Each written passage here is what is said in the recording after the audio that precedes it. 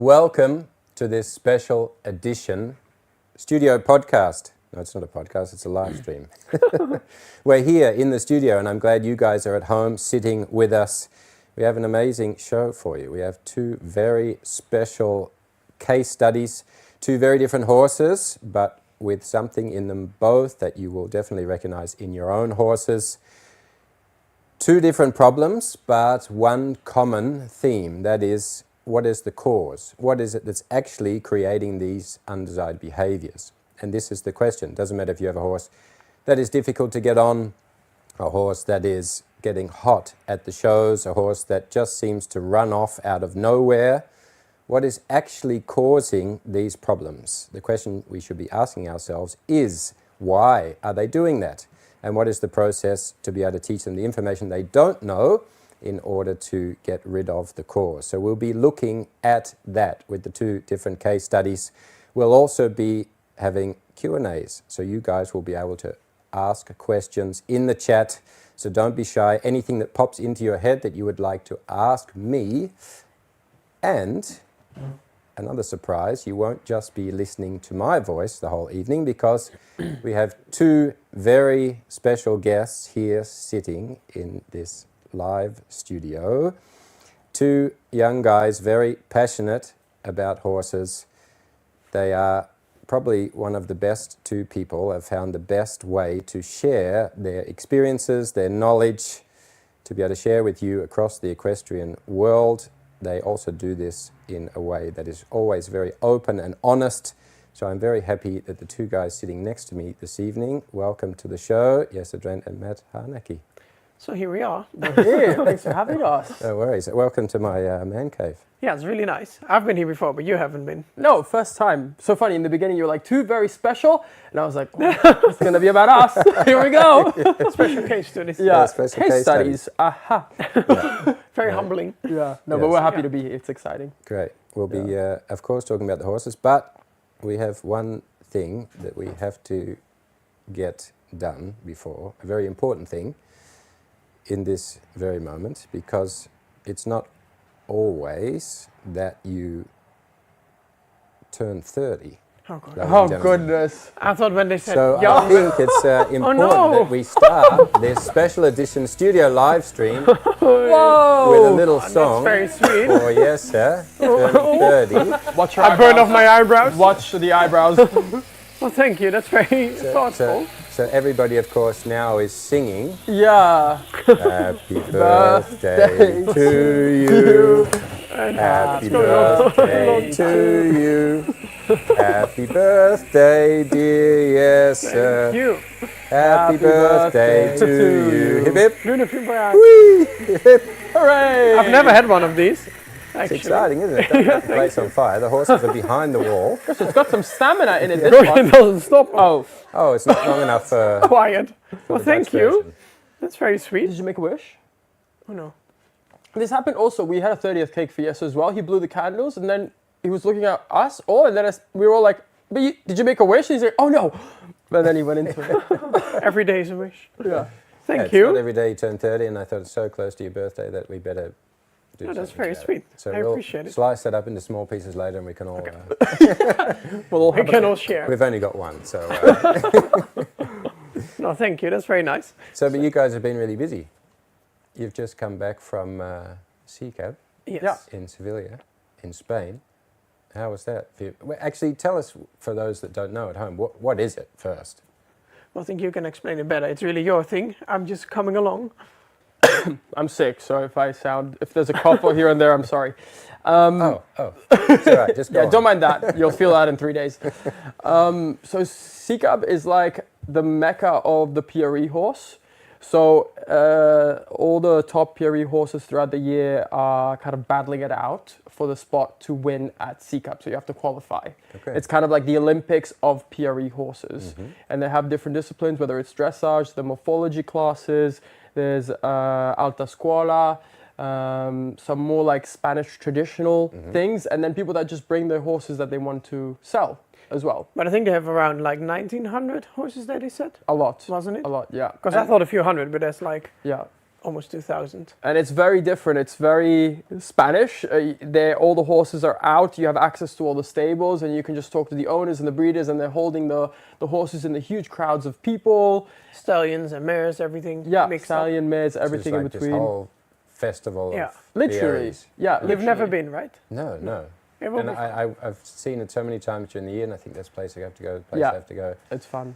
But It's fun. yeah, and so with the selling of the horse, they run an auction, or how are they doing? No. Are they doing that like Yeah. in the back of the stables? Yeah. That But you don't style? want to buy them there. Well, we say that, but we bought a horse there. Yeah, okay, but last this year- Well, you met him because he's the one that I brought. Oh, yeah, of course, yeah. yeah. Yeah. Well, I saw him there. You and he bought him was- there. I bought him there. Yeah. Right.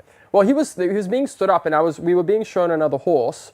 And so whilst we were following the people to go to the arena because they were going to lunge him so we could see the movement because we'd only seen the horse in the You were stable, walking. I was like, hold on a minute, who's this war Black- horse that black I've beauty just... caught your eye. Yeah, literally. And then, so we kind of forgot about the other horse, and then we started to inquire, and then I kind of shook hands with him on a price, and then did the vet check like a week Could he after. speak English, or No. you just like no? No. So I had an agent involved. right. Yeah, there's You didn't typically have to always like an a agent... Horse. Had it. No. There's always an agent typically, and they're Yeah. kind of like doing it for you. And yeah. Yeah. But I will say it's not probably the place to buy because everyone just puts money on the horses because Yeah. it's like the atmosphere and clients from all over the world. Yeah. So you kind of want to go shop, get to know the people, and then 4 weeks later, when it simmers down, you make some offers. So what's the favorite thing for you? Like, what are you actually there to see? Like, you've been a few times, so Yeah. you're like, I want to see that again this year. I think for us, the most fun thing is just walking around the stables. I was There's- looking at you because I was like, are you going to be truthful? What else was I meant to No, say? you're right, because we really are there for the shopping of the horses. Well, I don't want to shop a horse, but I like just seeing them. Okay, you say you didn't want to shop a horse, but he was the one this year that was inquiring about a horse. I even dreamt about one that I saw the whole He night. named and it then- already. Yes, but then it was really far above my budget, so then that was good because then I could let it go. Yeah. But I did tell them if you change There's your mind, something just about call me. Spain. I mean, I got Dario, of course, you guys Yeah, know yeah, my yeah. PA. Yeah. I also went there just with Morten, with my mentor, Oh, yeah. just to work with a friend of his and work some horses and travel and see a little bit of stuff. And we were in Granada, and then we went to the stable, and he's a very friendly guy. And he wanted to show us all the young horses, and then the horses started coming in, and by the time we got home, I almost bought 3 horses home with me. And I was like, come home to Gutcha and say, oh yeah, By the way, got to clean those stables out. We've got a few more coming in. yeah, that's kind of the PRE effect, though. Yeah. And really, at Seacup, it's like the best of the best, and They were beautiful. they're really beautiful, and they get them super filled out. Okay, they're a little fat, but they get them super filled out, and they're very impressive, and like. And also, all the stallions are standing next to each other. So also with Valero, my black Yeah. one, he was being stood up next to another stallions with other mares around. So Yeah. But I I do have thought to say that's not a case study because there he might have listened, but not so much here. well, instinctively, I thought, what a quiet stallion. I was Yeah. like, this horse doesn't even know he's a stallion. And then, but we've had this a few times when we buy them that they come home and then they become these monsters. Yeah. Because in Spain they have a different culture and management around horses, and the horses are really a bit shut down Not always. a lot of the time. Where we shop, I'm not talking about just where we Yeah. shop for these horses, but then you bring them home and they learn, oh, actually I can say no. And they kind of have this built-up resentment a little bit, and then Yeah. they just start saying no to I'm free. everything. Yeah. And then I'm being used for other people's advertisement for not being able to hold a horse. I don't know who you are anymore, but it's not TRT. I was Yeah. heavily inspired by that video, actually. I'm sure. I can imagine. I made a few of my own. Sally actually did it. Oh, I don't remember, yeah. With the lunch Lunging line. expedition, Yeah. full length, full stride. Yeah. Well, it's happened to the best of us, I think. Yeah. I'm glad. But it's I funny how did you some- go there, exactly like you say, and all the stallions seem to be touching each other Yeah, and being literally. with each other. You're tying up a stallion Yeah. outside the stable with another stallion, Yeah. and just like you bring them home and you And really it take changes. care of them, and then they're walking past Yeah. another one and they can't be social anymore. Yeah. That change of environment. But these Spanish people have this, we talk about it a lot, they have this like fifth sense with horses. They really like live and breathe them. And I don't agree with a lot of the management and we do things differently, but they have this fifth sense and they can get away with so many things and the horses just listen. So many riders that we go to that really have had no technical training with dressage at all. And the horse is basically doing the Grand Prix. I mean, it's a bit rough. Yeah. but they have like a 7 or 8-year-old doing Grand Prix. Doing all the stuff. And it's quite impressive, this fifth sense they have. That I think it's okay. The PRE is a very accompanying horse, but it's kind of impressive what they can do. Yeah. And I've also seen recently you guys have been like gallivanting around, tally-hoing the last...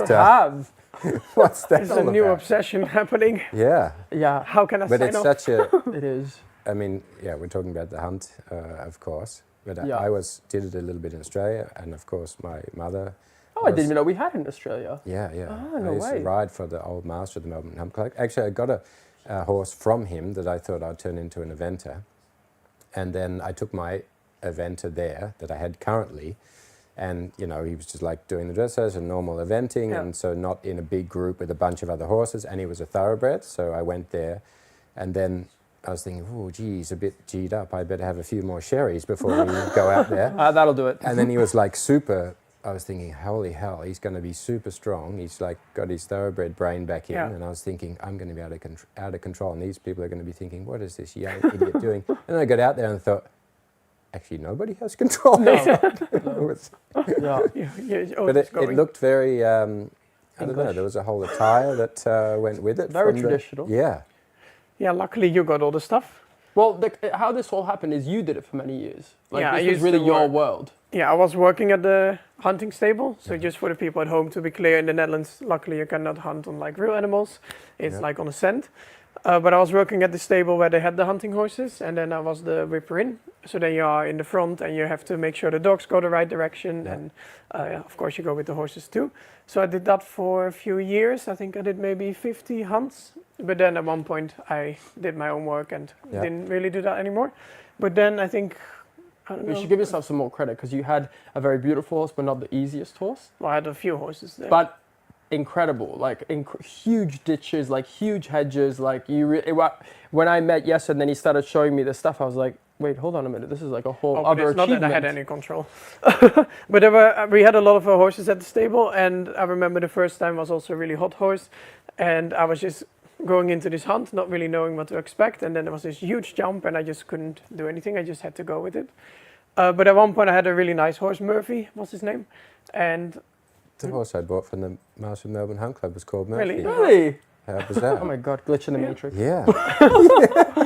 But it was a really nice horse, and he did everything, but I also couldn't really do much. Like, he was very strong. Yeah. But this is where you don't give yourself And did you enough have the attire credit. back then too? Like, I was impressed with your guys' outfits. Well, then I Well, had he a had red red. horse. Very. He had the red, which is like the right. official Yeah. thing. I really But it wanted was the red, but Like you the can't as a whipper in. guest. You were like the, you could do all the... Yeah, I had to be. Yeah. But the jacket was really big, so it was still here, because it was from the person that did it before me. But it was really nice with the red, but this time you got the stuff. And Yeah, I were bought the everything. hounds like doing their thing, or were they just like... I think they love it. Because there's no real fox anymore, kind of. No, sort not of- at all. sort of- And they're not even trained on like the scent of a fox. It's like a human scent. So right. because some people say, yeah, but they might still pick up on the scent of a fox, but there's no animal involved at all. So they're only trained on human scent. So the whole time they're looking for something that not a isn't a human moving scent. animal. They've asked Human made. They've asked like Willem the farmer to like, the dog let him sniff him a few times and Willem has to run into the forest. And Basically. yeah. No, they used to be with normal fox pee, and then now they're not allowed to have the foxes anymore, so now it's an artificial scent. So it's And the whole tradition and the whole, Because I remember I did it once, and then the dogs were running into the forest where they weren't meant to be, but then they were crying and running backwards again, because there was like the, how do you call them, the pigs? Oh, like a hog. Like The wild Oh, pigs. like a They wild were boar, chasing the dogs, so they really don't do Yeah. anything. Yeah. Yeah, it was And I saw from a small clip, you actually had quite a mover. Like he was I did. really in the shape and he was trotting across the field. And, I know. I was and quite did you impressed. pick the horses like, I was like, holy hell, these guys are like matching black and white and brown and white. I was like, No, it just hang on a minute. happened. New It photo just shoot. happened. Yeah. Yeah? Yeah, we just hired them because obviously, like our PRE horses, God bless them, but I think they'd see a ditch and they'd collapse. They'd have no clue what to do. Yeah. They can't even step over a puddle. But we'll need to work on that. But no, we just started asking around and we said, okay, where can we hire horses? There was people that were also wanting to give us horses that we knew, but kind of were like, okay, let's rent horses, and if something happens, it's like, we don't know the people. Yeah. But we went to try them first and see if they were okay Yeah. and if they liked the job and stuff like that. Yeah, Yeah, and then we got those. We just got very lucky, I guess. But was really funny because I have to say that I'm very impressed by that you just go for it. But there was the first ditch coming, and he had never jumped a ditch. And I was like, because I was going onto the street, I said, well, this one we just started, I'll go around it. And I see him with his like crazy helmet that he bought from the UK or wherever you got it from. Oh yeah, the real. And I just see him the winds, fly over this felty, ditch yeah. and landing on top of the neck, going like this. Well, we had made a pact that we were going to kind of like tackle everything head on together, right? And so the first ditch comes on, half the hunt doesn't do it, and I was like, well, we've made a pact. No. And he knows what he's doing. Tally ho! Yeah, exactly, in the tally ho mood. Yeah. And so I was like, okay, let's go for the ditch. And he's like, no, I'm not going to take this one. Well, because we just started and it was going onto the street. Well, I had committed by then. You know, I was in it. And I thought he would just sink down beautifully into the ditch and I would just like graciously jump up. 2 strides out. Yeah, but he just jumped the whole thing and kind of landed still a little bit in the ditch. And so I was on the neck. But it was very humbling because I really put in an effort not to look like an amateur with like having the like right outfit, like everything perfect. Yeah, and on the first, but on the first thing I was humiliated. But have you ever done it in the Netherlands or never? No, never in the Netherlands. That would be fun. Yeah. You'll have to join us for one then. Yeah, that'd be nice. That'd be nice. Yeah. We have some footage of that for everyone to see. No, we don't. Goodness. No, we don't. You have to go to Matt's YouTube channel to see that whole. That's on there. That's on there. Nice. And of course, you guys are building just the most amazing luxury 20-star horse facility for you, for your horses, but also yourselves. How is that in the process? How is it for both of you? Is it like the same? You're like both in it, you know, enthusiastic about the same things, or is one like? I'll let you take that. I think we are both really enthusiastic. I think definitely you have more of the like thinking about how to make things and you're more involved in that. I just say yes or no and I'm just kind of happy when the horses have like a roof and I can wash them. But this has been a very exciting week because they started to build the stables inside because now my horses live outside in the field. So it's a little bit difficult now to do the normal work and the training. Yeah. But this week the stables have started and that's very exciting. Yeah. And I hope in a few weeks they I saw the rubber actually from Twan, from Nordeveld. Yeah, they did a great job. They're doing all the tack-ups in the wash bays, but that's done and now all the stables have been assembled and they're in. Yeah. So, but I think have it also here, the Nordeveld is. Really? Yeah. Oh, it's really good. It's really like perfectionist. Yeah, exactly. That's just exactly what you need. Yeah. And do you have different rubber in the stable than in the aisle? Yeah. Because I don't know if you had the same issue, but we wanted something that was visually very nice, but we wanted closed rubber. Like, I'm not a huge fan of the clinkers myself because we had them at a stable we rented before. You just can't clean them because like they poo once and it's in the paws. You're exactly like me, Matt. You're just throwing in Dutch words. Oh yeah, like it's like rubber tiles. It's like what these did you rubber, say? The clinkers. That almost just went through, you know, because I do the same thing. I didn't even notice it. And especially when you're building, because you like get all the terminology, yes, and then you forget the English words sometimes. Yeah, especially with all the council words, like the bouwvlak and the fermenter and the stick stuff. The thing for the water, the craan. Yeah. Oh yeah. The tap. Oh. Yeah. Well, I was asking yesterday, I was like, what does Tristan's Dutch sound like? Because obviously I'm not at a place yet where I could say, but I was like, do you hear like an accent? And then he's like, well, we do live subtitles. Greek. Well, he says what? Sushi mango. You didn't really know. No, we don't really talk Dutch, no? Like you do sometimes a little bit, but for me it's also strange to then... Yeah. Yeah. I thought it was so bad that because you just switched to English all the time, that you just like... Yeah. But it's like, I just can't understand you. Speak English. Yeah. Well, when I met when I met you couldn't speak a word of English. Well, not a word. That's a little bit. I could say hello, how are you, and like stuff. very, very basic with quite a Dutch accent as well. So you've come a huge way. I remember I even did lessons at one point in Germany, and it was all in English. And I was very young. I don't even know how I did it, because I really couldn't speak English. Yeah, but it's come a long way. Yeah. There's hope for us all. Yeah. Still sound Dutch. So we're going to go into these case studies in a minute, but of course we have the topic, which is defining the course. Do you have things with your horses, Matt, in the past where you're like, yeah, I thought it was that, and it turned out not to be that later on down the track? I think so. I think it's always this like ever-evolving road, and sometimes you take one turn and you think, okay, I got to back up and check for another road, and sometimes you go down the road and there's another avenue. So it's like it's an ever like morphing space. Yeah. But I don't think I've ever thought like, oh, I've regretted doing that. I should have done that from the start, because in the end it always brings you to the same place. But My trainer always tells me that I'm kind of like always fixing the mistake on the horse before it can happen. And he's like, you have to let them make the mistake and then you can fix it. But otherwise you're always trying to like micromanage. Yeah, absolutely. So now I'm kind of in the spirit of like, okay, let's make the mistake and then let's observe the mistake and then we can try and fix it. Yeah, yeah. Yeah. So then I can see it in its full entirety. Yeah. Yeah. And for you, yes, sir? Are you ever in a show where you're like, okay, got to go back to the drawing board, or that's not working, or Yeah, most of the time, because I don't like to practice things too well. Yeah. Because I don't know. I think then it can just go wrong.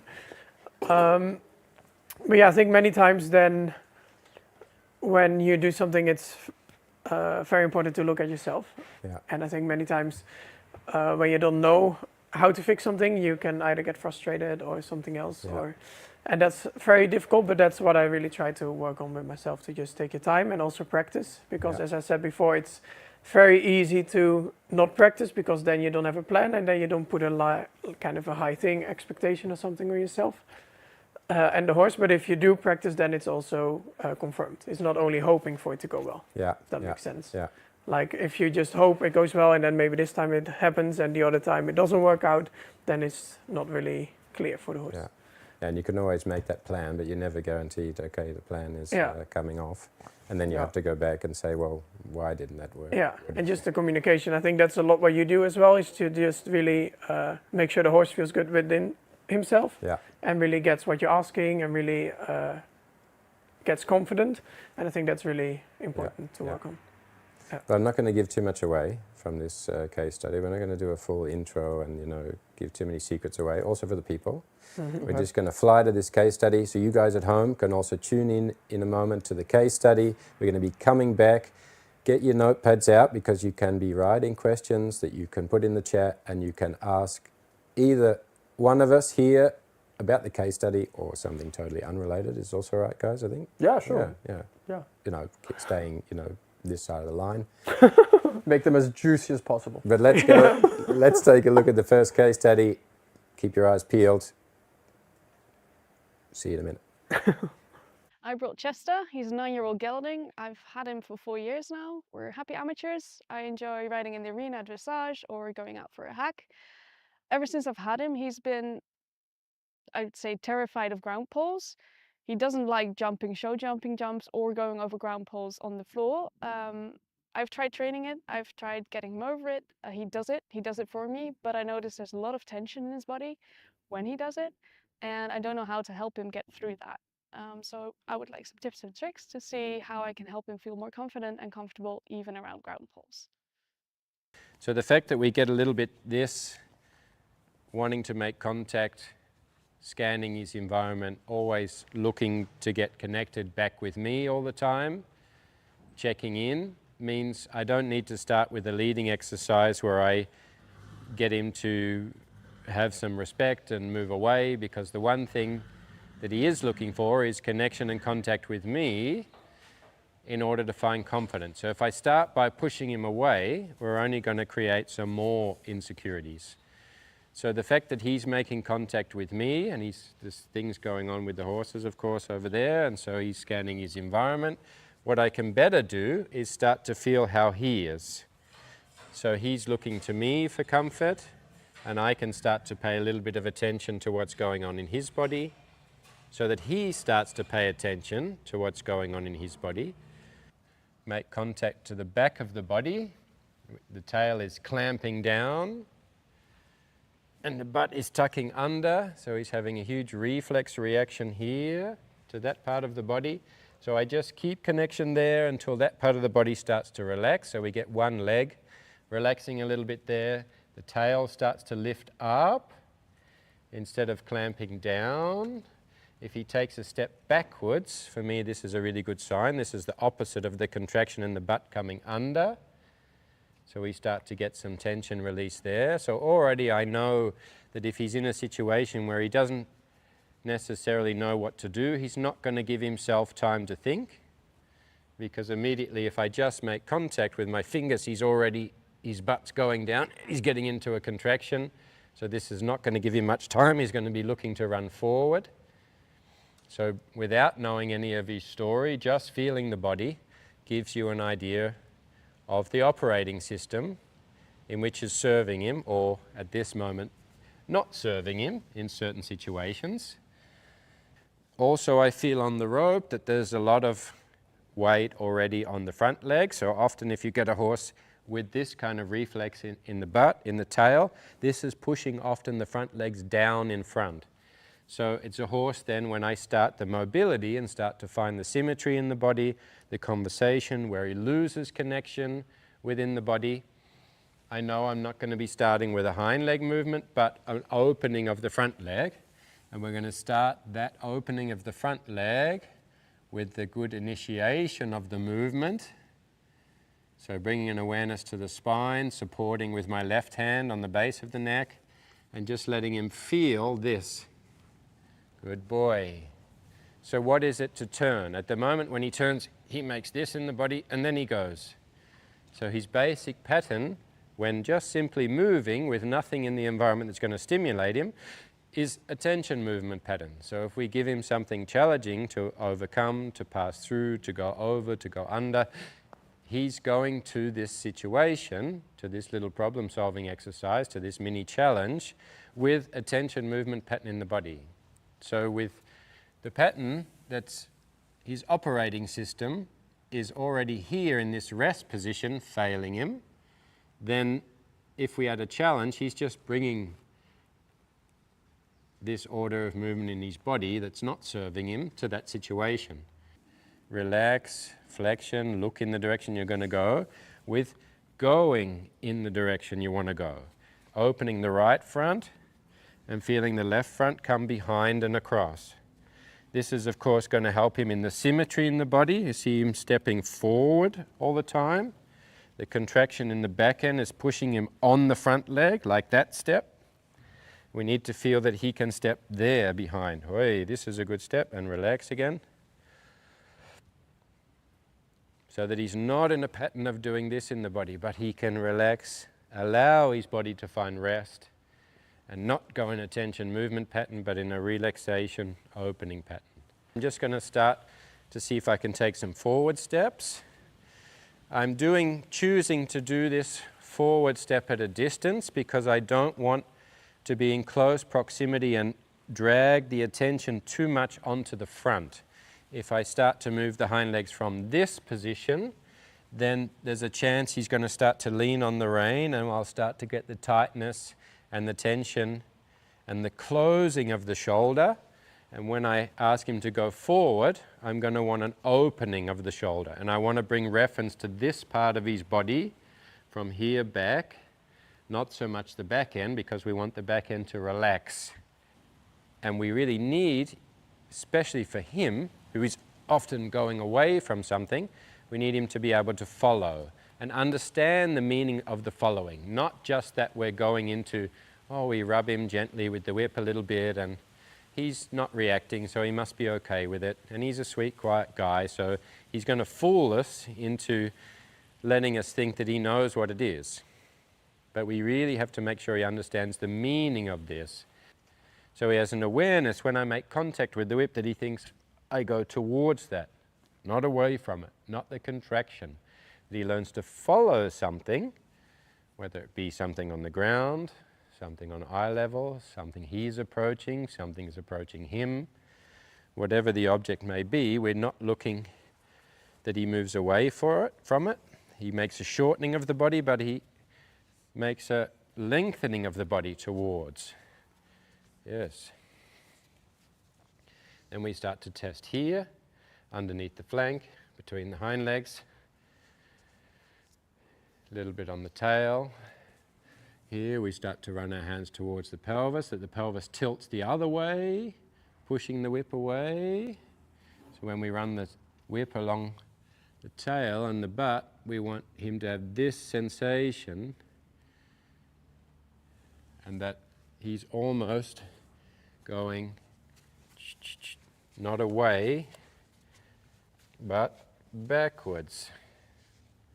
So into the whip, the opposite of the contraction of the body going away from the whip. We do this also behind the hind legs. So backing into the whip, hind leg on the other side. See the contraction here now? I'm going to change this and do this from this side first. So feeling of the legs, back. The whip on the inside of the leg. So you see how much the running away is now. In connection to the feet, anything in connection to the feet running away is telling you that at some point the horse is going to be running away from something. So now I take the whip away and I give reference to the body. So tension, release, awareness, what's happening here? What part of the body are you losing control of here? Yes. So we start with the bag stick. You see already the contraction in the body, moving away. So the important part is that I don't start with the bag coming towards him. He has to think about coming towards the bag. So reaching out, as soon as he gets in the yes posture, I take it away. In order to let him know the next step will be touching it. But if he doesn't know that the leaning forward is the yes posture, that's the confident state, this is the action you have to take to make you feel good.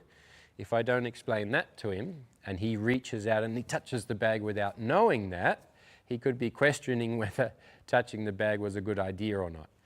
So sometimes we're jumping a little bit too quick into wanting the horse to take a certain action instead of teaching him what it is he has to do in his body in order to be comfortable and confident in that action. Here again. Yes. Starting to get the leaning forward. I start to connect it a little bit to the legs like I did with the whip. Yes. There we get a front leg out. Hey, this feeling you have to lock in. And then when we start at this and you see how much contraction there is in his body, if you think how tense he is with something, I'm not approaching him yet, he is approaching it, and how much contraction is in his body, if we were to put this bag towards his chest now, I would see both front legs in my face really, really quickly. Is he able to see the value in that skill he just learnt and apply it to something else? And that we start to see more and more that he's getting confidence in the sensation in his body, which is the skill, which becomes the new pattern that's going to serve him. So already now we see a change. He sees something new with more movement, more volume, and the confidence is getting bigger.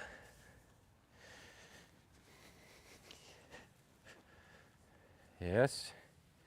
Now I have the feeling he wants to touch it, so I let him touch it, and then I take it away. But the first step is he has to be the chaser, not the one being chased. It's not about getting the tools on him, just like it's not about getting him over the pole. It's about teaching him, like we said in the beginning, the skills he doesn't have. What are the missing bits? Where is he insecure? It shows up in the moment where Tessa wants to go over the pole, but actually it's living in him all of the time in lots of areas. And this is where the tools will, of course, bring out those insecurities. So I want forward motion in the moment of contact. I don't want him to stop and feel like the umbrella is going towards him. I want him to push this away, to feel like, I have to go faster. This thing's getting away from me. I have to be the chaser. And now I can think about creating some mobility. So going back now to my clock shape. Now I have some new skills. He has some new information about what it is he has to do. And now I can start to think about clock shape, but I'm very conscious of keeping connection with the whip. Now in the flank. And now I'm going to give him sensation, which we've already taught him, teaching to him before doing to him. I ask him to take a step back. Yes. And then the whip goes away. So again, I don't start the movement forwards and sideways and he's running away from the whip, but everything we do has to be giving him the sensation that he's having an extension of the body, and not a contraction of the body. So I first want to be able to touch him with the thing that's guiding him, and that he's not moving away from the whip in anticipation, but he starts to follow my intent. So connection of the rein on the front leg, my body language, my voice, and then we get the stop with the whip on the body. Good boy. So these are the steps that seemingly look slow and boring. This is mainly the part where people fall asleep, but it's actually where the most progression is made, by putting detail into the bits that are going on in the horse's body. Now I have the feeling I can push, inside leg, whip on top, down, down, down. Yes. Now we have some navigational skills, the ability to go somewhere. We've done a little bit on the approach. How does he approach something? We're going to use the same tool here for the approach. We create a little bit of a space and we teach him the yes posture in approaching something. How does he show up? How does he prepare his body to go through this task? So opening the front, I keep a connection here on my inside leg. When he leans forward, I take him away. When I take him away in the beginning, I make sure I'm between him and the umbrella, so that I'm not taking him away and then he's seeing it from the back end and he has another contraction pattern. Now the worst thing I could do at this moment is now give pressure on inside leg and ask him to walk forward, because then again I push him to go there. I want to just continue to give him the confidence that what he's doing is correct. And then the better he can open up his front leg in order to get there, the more open the body is and the more flow of energy we get to be able to walk through on his own. So right front, yes. Good. And now I'm going to open the right front again towards the wall. This step. And then we turn the hind leg. And the moment of realization again. Good boy. Chewing, licking the lips. Yes. And now I go between him and we walk away again for the feeling of accomplishment. So now we have our mat, something to go over. So the important part to realize is we bring out the tools, the challenge, as a way of teaching him about his body. It's not about him going over it. It's about him feeling this. Take him away. So what is it in his body he has to do in order to feel confident and eventually overcome the task? We're going to approach this in the same way. Now remembering that this is a huge task. This is a horse that is totally almost in a snorting state, wanting to strike you with two front legs, just approaching him with the bag stick. So this is quite a confronting thing. But what I'm happy about is the same management of his body that he's now starting to take, this feeling of the approach. So we do the same thing. So he feels the same thing, right front leg open, contact on the body. So he feels the part of the body, he makes a connection, I go away, putting myself between him and the thing. Boy. So we teach him what is the approach, how do you show up? What is leaning forward? What is leaning back? Leaning back makes you afraid. Contraction will give you tension. Opening up, leaning forward, will give you confidence. Again, right front. Yes, I can also go this way. Feeling of accomplishment. Open up again, present. How does he show up? And then we have the stages of the visual system, which I'm also focusing on. So the first one is he looks at the ground before the mat. Then he looks at the line of the mat. Then he looks past the line of the mat. Then he looks to the middle of the mat. Then he looks to the line on the other side of the mat. And then he looks to the sand on the other side of the mat. And so what's important is every time I feel him go to the next stage, you just saw it, he just looked to this space of the mat then, I have to take him away in order to give him the feeling of accomplishment that I could look to the center. That means I could possibly look to the line on the other side, which possibly means I could, my body says, logical thing would be actually to test, maybe even put my foot on it. So this on a horse that has a reflex and does everything in a hurry, this is your first golden step. Allowing the foot to be on, standing, being still, pressing, putting weight. I'm pulling away now and he's pulling me back towards. So I let him feel here that he's one. So his body can go in the direction. Hey, I wasn't expecting that. Thought it would take a few more steps, but we'll take that. And so being able to allow the horse to process this in slow form, he feels every step, he knows what it is to take the step, he finds the rest. That enables us later on, not in this session, to be able to stop with 1 foot, stop with 2 feet, be able to go backwards, be able to have 4 feet on, be able to have 1 front leg off, be able to have 2 and 3 back, be able to go fully off, and then him be able to step backwards blindly onto the mat. This gives him the feeling that at any moment he can pause, stop, rest. He can stop eventually while the thing is underneath him, between the legs. And so if you think of a horse going over a pole, if I can give all the information here with a wider space, that he has all the ability to stop, go forward, go back, all of these things, he has the tools and the information to then be able to go over the pole. What's also important about this is we set out to give an explanation about the first piece of information he needs to know.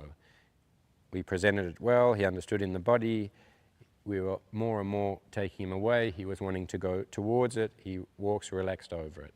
If I now go on to saying, okay, now let's try that new piece of information you've just gained and go over a pole, then you make the mistake. You have to let him feel that he's had the accomplishment and he owns the new piece of information. Yeah, put him down there, good. So you see already it was too close, already he starts to move a little bit away. So now, instead of the opening of the front leg completely to approach, I'm going to start to take a diagonal pair pattern. So that's this pattern. And you see when he has a diagonal pair, meaning right front leg opens up and he connects his left hind leg, then it enables him to go into a forward step where he leans forward. That's this pattern. And I'm in the beginning keeping him from going forward towards the flag. So here's diagonal pairs, and then we look for the nose to drop forward and down. And when the nose drops forward and down, and he feels himself leaning forward like this, again, I go between him and the flag, give him the sense of accomplishment by taking him away. And I go between him and the thing to insulate him. So when he walks away, he's again not feeling the pressure of the flag at the side of his head. If you notice, I'm also doing this exercise on the side where he's more confident. So again, getting into the leaning forward, and away again. Sense of accomplishment, you feel that? Good boy, it was pretty cool, wasn't it? Yes, good. Leaning forward, making contact, good boy. Diagonal pairs. Yes, leaning forward, good boy, making contact. Very good. And now taking away again. And then again, not doing this until it has no meaning, not changing sides, because the meaning, we started on the left, and then we think, oh, now we have to do it on the right to make sure it's good. Give him the self-feeling of accomplishment. The next time you do the exercise, he again feels, I've done this before, so I know this. I know the sensation, the feeling. It's repeatable for me. And then you go to the other side, and straight away he gets to connect the dots. If you don't give time away from the introduction of the exercise and the meaning and the concept of it, you don't give him the opportunity the next time to connect the dots. And then each thing you teach him new, it's not coming intuitively. But if you give this space, then in the end it comes intuitive. He's like, oh, I know that. I know the feeling of knowing that. I know the feeling of what I have to do in my body. I know the confidence in being masterful in a certain situation. What is self-mastery? I know that feeling. And then you grow real confidence. And then you feel all the gaps that you didn't think about in your horse happens on its own. And then all of a sudden we have a horse that's much more confident in all areas, especially the one where we thought we had the problem. So guys, you've seen Chester, Tessa's horse, a very common story. We're seeing, of course, a horse that has a certain undesired behavior. He's finding it difficult, guys, to go over a fence. And of course, we can see from the beginning, how he is in the body. You see a bit the reflex, the difficulty with the butt tucking under. So he has a sort of compensation pattern. And then the initial thought is, of course, draws us to the problem. You know, we always think, okay, I have a horse, difficult to jump, he's scared of the pole.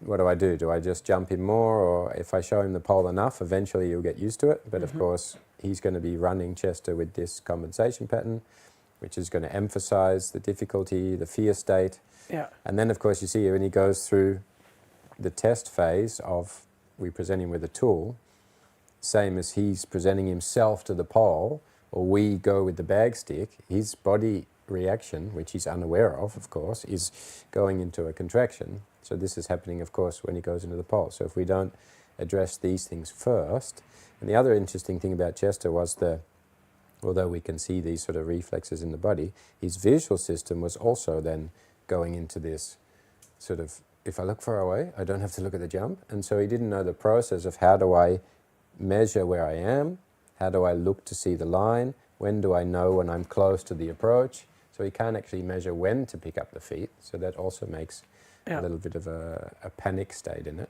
But I want to throw it to you guys after seeing a case study. Obviously the work was, brilliant. But what's there to be said? No, but I do have to say, I think with these kind of horses and these issues, for me at least, that really makes me think and realize how we think so many times that things that we have in mind are so normal for the horse to do, like even a jump. Yeah. If it's low, or any horse should be able to do it when you're on your horse, or as you say, they just have to get used to it. Yeah.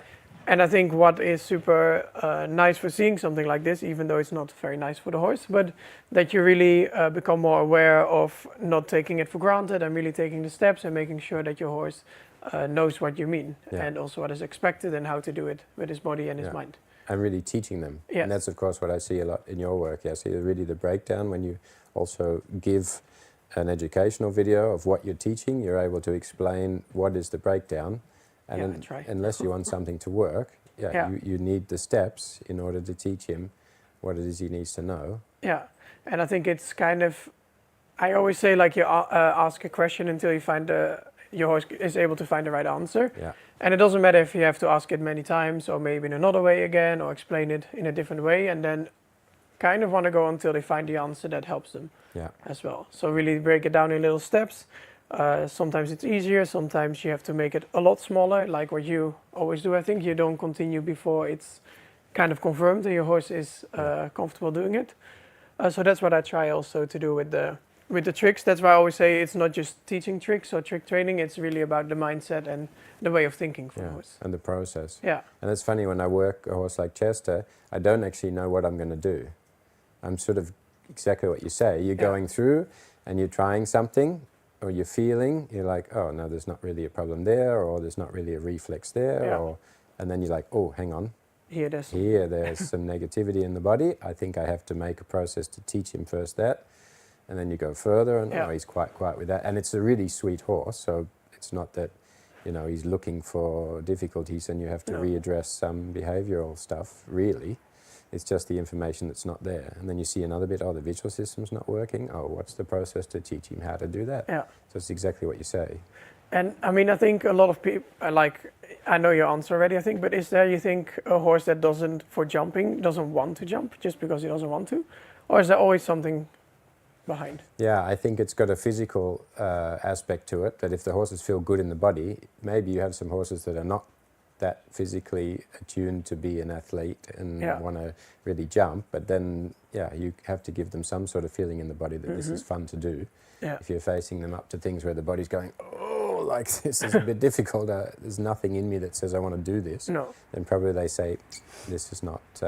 But there's always a reason behind it. Yeah, always a reason. Yeah. But I thought it's interesting what you said, Matt, that it was a lot like Etro. You saw a lot of little things. Yeah, similarities. Yeah. And I mean, that's why I brought him to you for that video that we did. That was a few years ago now.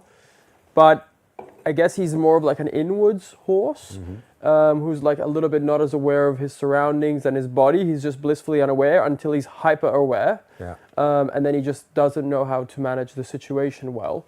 And then kind of like what could happen with this horse too is like they build up and up and up, and then they get to an explosive point. Yeah. I mean, Etro's very sweet, so he doesn't do anything, but you can see that within himself he's getting more stressed. Yeah. And I think from like a classical approach, you're taught to like ride through the jump, put your leg on, and just kind of like anything off and forward off the leg they should just do it, basically. But of course, actually, you're making it worse by doing that. So it was interesting to watch and to see like the breakdown of the steps, for sure. You said that you could see already in the body, you mentioned the little... Yeah. What was that stood out? Because that's, of course, exactly what I see, but I don't always know why I see it. Oh, goodness. That's one of my stallions behaving really well. I could hear, Wow. I could hear the neighbor. I feel like we're at home. I just heard a stallion.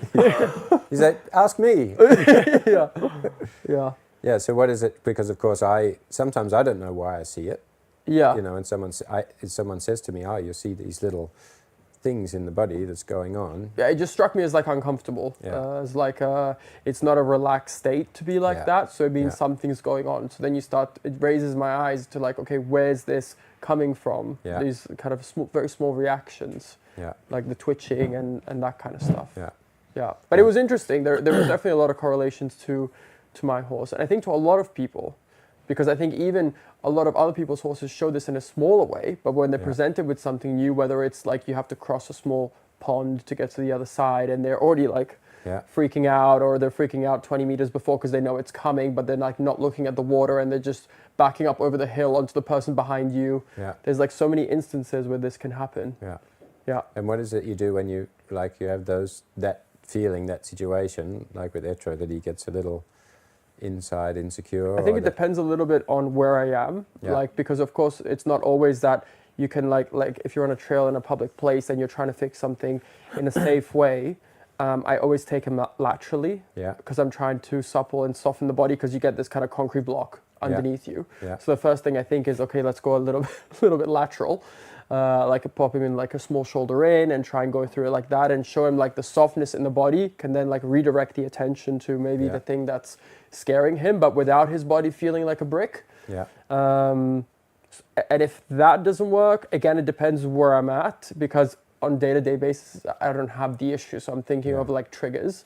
But if I'm out, I try and de-escalate. So if that means I have to get off Yeah. and we have to break down the steps to like me actually being on the ground, then I will have to do that. Yeah. Like there's, those gates where when you trail ride that you can just, like as a happy hack, I can just If open you're and lucky. The close. spring. What a luxury that is if it actually, your horse can do it. So I tried for him for a while to get him to do that, and I was going laterally, and I was like, okay, I'll just back up onto it, and then I was like, no, And now you're like, I'm gonna jump. no, but then I was like, let me just get off. Let me just Yeah. get off and break it down and show him Show and him bring how it him, is, yeah. and we can touch it first with our nose and Yeah. then get over that. So yeah, the breakdown I think is essential. Yeah, and I think that's the biggest thing, actually, when you look at a horse like this. Yeah. Okay, there's a lot of, like you say, going lateral. That's also kind of the thing I'm doing, like finding that connection in the body, the good circulation of energy comes through this good order of movement. which is a lateral movement often, you know, creating these diagonal pairs so that they are able to have this conversation in the body. But of course, if you don't give them an awareness in the moment of an action where they get insecure, if you don't go back and actually say, well, this is what's going on in your body, you actually can have control of this. Yeah. And you have the power within yourself to know how to handle the situation, then you build a process, they understand what to do, and then all of a sudden they have the skills necessary. And then, of course, the undesired behavior or the problem goes away because you actually find the missing information. And that's, of course, exactly what we see here. But I feel like this is a very common problem. I think anybody watching can relate to, at some point in their life, their horse having done this. Even if it's like getting on the trailer, like there's elements of all of that is in many different situations. So I feel like, I mean, I can think of an example probably with, except for Emporio, probably every horse of mine that I've had where I've faced this kind of challenge or similar challenge. Yeah. What was it for Chase? But wasn't it?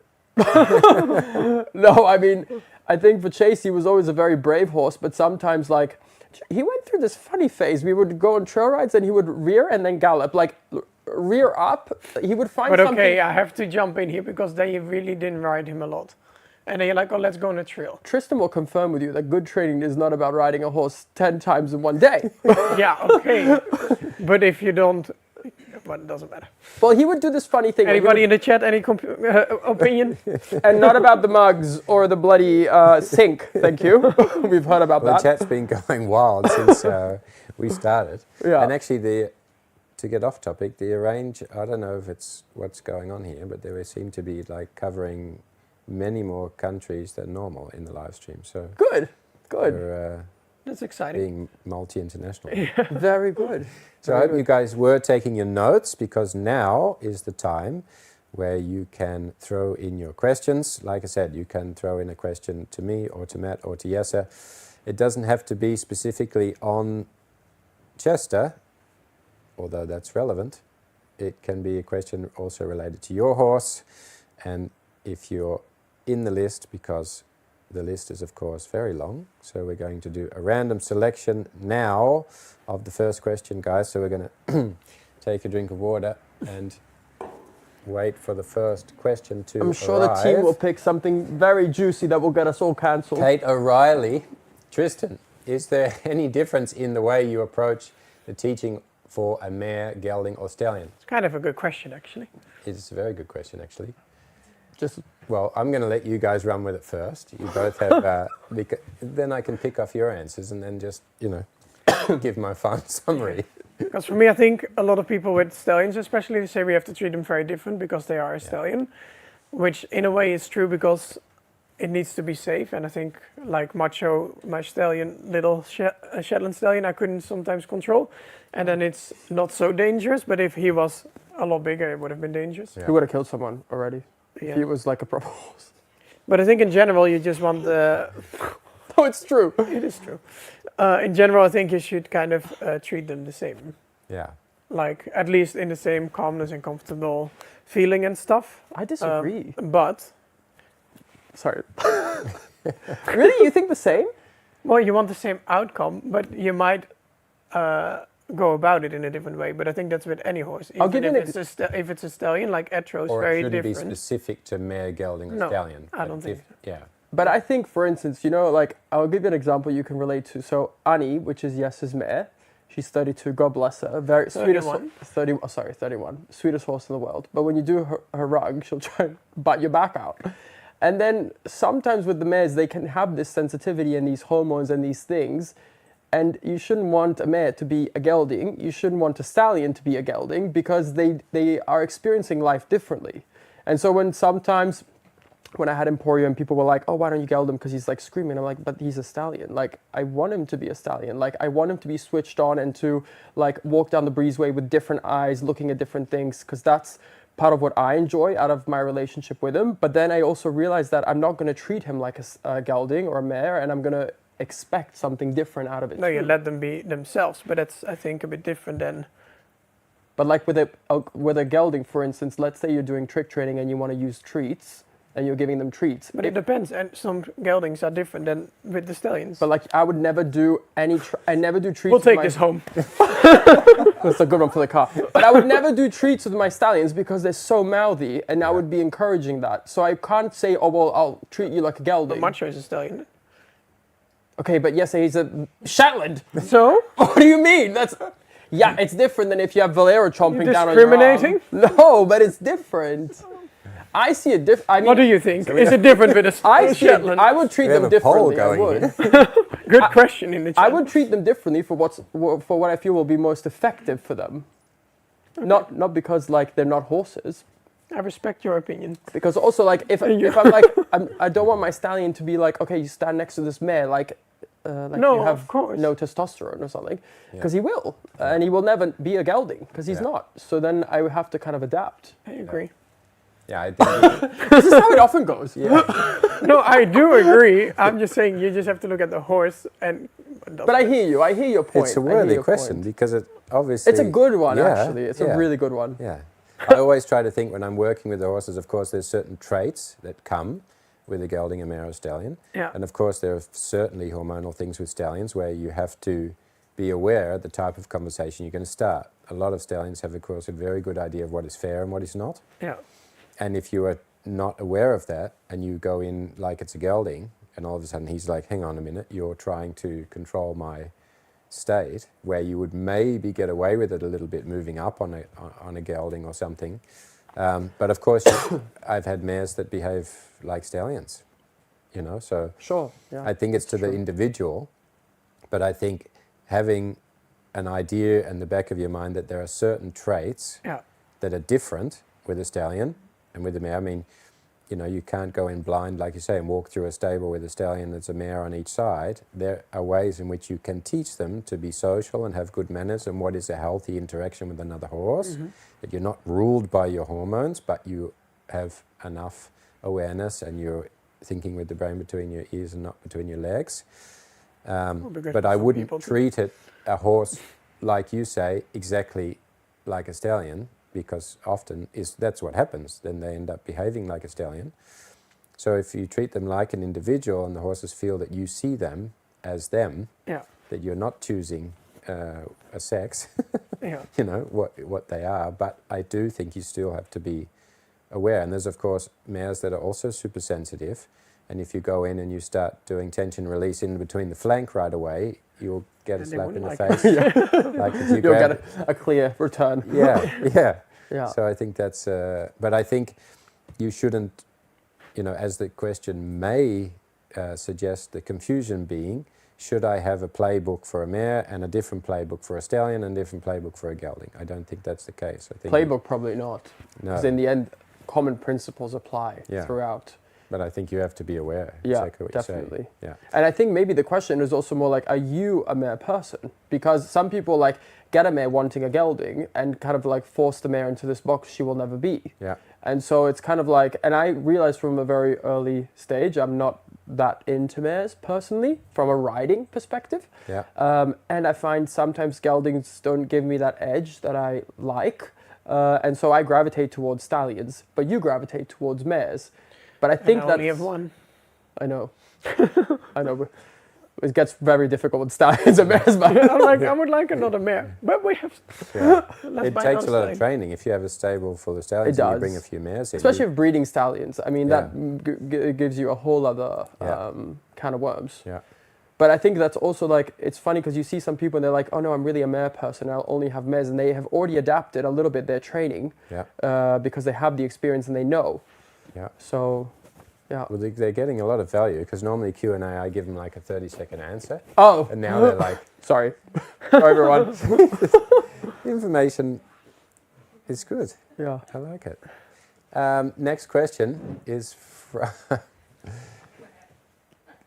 It's on the big screen, but I still have to put my glasses on. Can anyone start with these exercises even if we are not experienced as yourself? Is it a problem if we do it wrong? Also a very good question. And you guys? I don't think they mean me as experienced as myself. I think that's for you, this question. Yeah, well, I could probably make a plug here and say over 100,000 people have started it without knowing anything about it in TRT, or probably knowing a bit about it. Yeah. But how is actually for you guys? Because of course we've worked together on a few horses both. And how is it for you guys starting out with thinking about these exercises you've seen us doing with Chester? I think these things are really things that you need to take your time with to be able to do it in the right way, but that only happens when you try it a lot and feel it a lot. Yeah. For you, it comes really naturally, and it's like your normal thing. But I think when we work together, it's not something that you do, like you get one tip and you are able to do it. Yeah. Of course, you are able to feel things differently. Also for you, when you started with Valero, for example, it really changed for you, I think, already after the first time. But definitely for everybody, they can take so much out of it when they follow the steps. And I think that's for everyone, I think, Matt, in any exercise, is like you don't go to a trainer and go, oh, that was easy, I'm just going to slot that into my program and away it goes. Like learning everything, it takes a process. And I think actually it's better if you start at home with the online, because it was quite confronting for me when I first did it, because you have a very lovely team who always watches. And so we were driving when I came here with Villa, and I was like, oh, I hope it's just like me and Tristan and like nobody watching me make a fool of myself. Because when you're learning this new language with the training, it's quite difficult and it's very awkward in the beginning, because your body's not used to moving in this way, asking these questions, and you're learning it too. So it's very kind of stuttered as well. And I think because you guys work with horses and are really experienced every day, your whole life, and then someone says, hey, do it like this, and you're like, what? Yeah. But all my habits and my normal rhythms are like your in muscle the way. memory. Like your muscle memory is just there. Yeah. But I think anyone can start, and I would say it's nice to start in the privacy of your own space where you feel more comfortable, because then you're not even thinking too much about, okay, how am I going to look? How is this going to be? Yeah. You can just focus on helping the horse and helping yourself understand the process. Yeah. So I would think it's easier, actually. Yeah. One thing that is really good that I don't do, but I think it's really good, is to film yourself. Yeah. I don't know if you ever do, but That's true. Yeah. I don't want to look back at it because I'm like cringing by myself or see all the mistakes that you do. Yeah. But I think that's also where you are able to learn from it. I have that with my trainer. He sends me stuff all the time. He forces me to send him stuff all the time. Yeah. I'm looking for the good bits, you know. Oh, that'll get him. He'll be proud. Yeah. But also the online, we encourage that. People share that in the community, and of course we have the Q&A, so people are able to, it's a really good way to do it. Yeah. And maybe we'll do the off-the-horse course a bit next time you come, Matt. We also have that bit where we teach people first the forms. So you get a bit I did see that, actually. Yeah, you get a bit of a feeling without having the horse there of, okay, these are the sort of exercises I've got to do. What do they look like? What does it feel like? So it becomes automated. You already tell yourself, oh, I've done this lots of times before. And you sort of simulate it, visualize it, you go with the horse, and then you're like, oh, shit, it's working. I know what I'm doing. It's happening. Yeah, and the horse goes, oh, he knows what he's doing. And then all of a sudden, it flows a little bit. I remember last time also when I came with Valero, you told me, because Valero was really learning it and you didn't want the confrontation to happen, you said, just go practice with some of your other horses who don't have this kind of like energy happening, and then you can just like make the mistakes and feel it and learn it. So and that's actually quite a nice tip as well, is that you don't have to start straight away with what you're trying to fix. Yeah, and especially if you've got a sensitive one like your guy, he's young and he's sensitive, and you've got also a lot of other conversations that might come up being a stallion. So being really confident and knowing what you're going to ask and knowing how you're going to reply. If he throws you a curveball, that's handy to practice on another one. Yeah.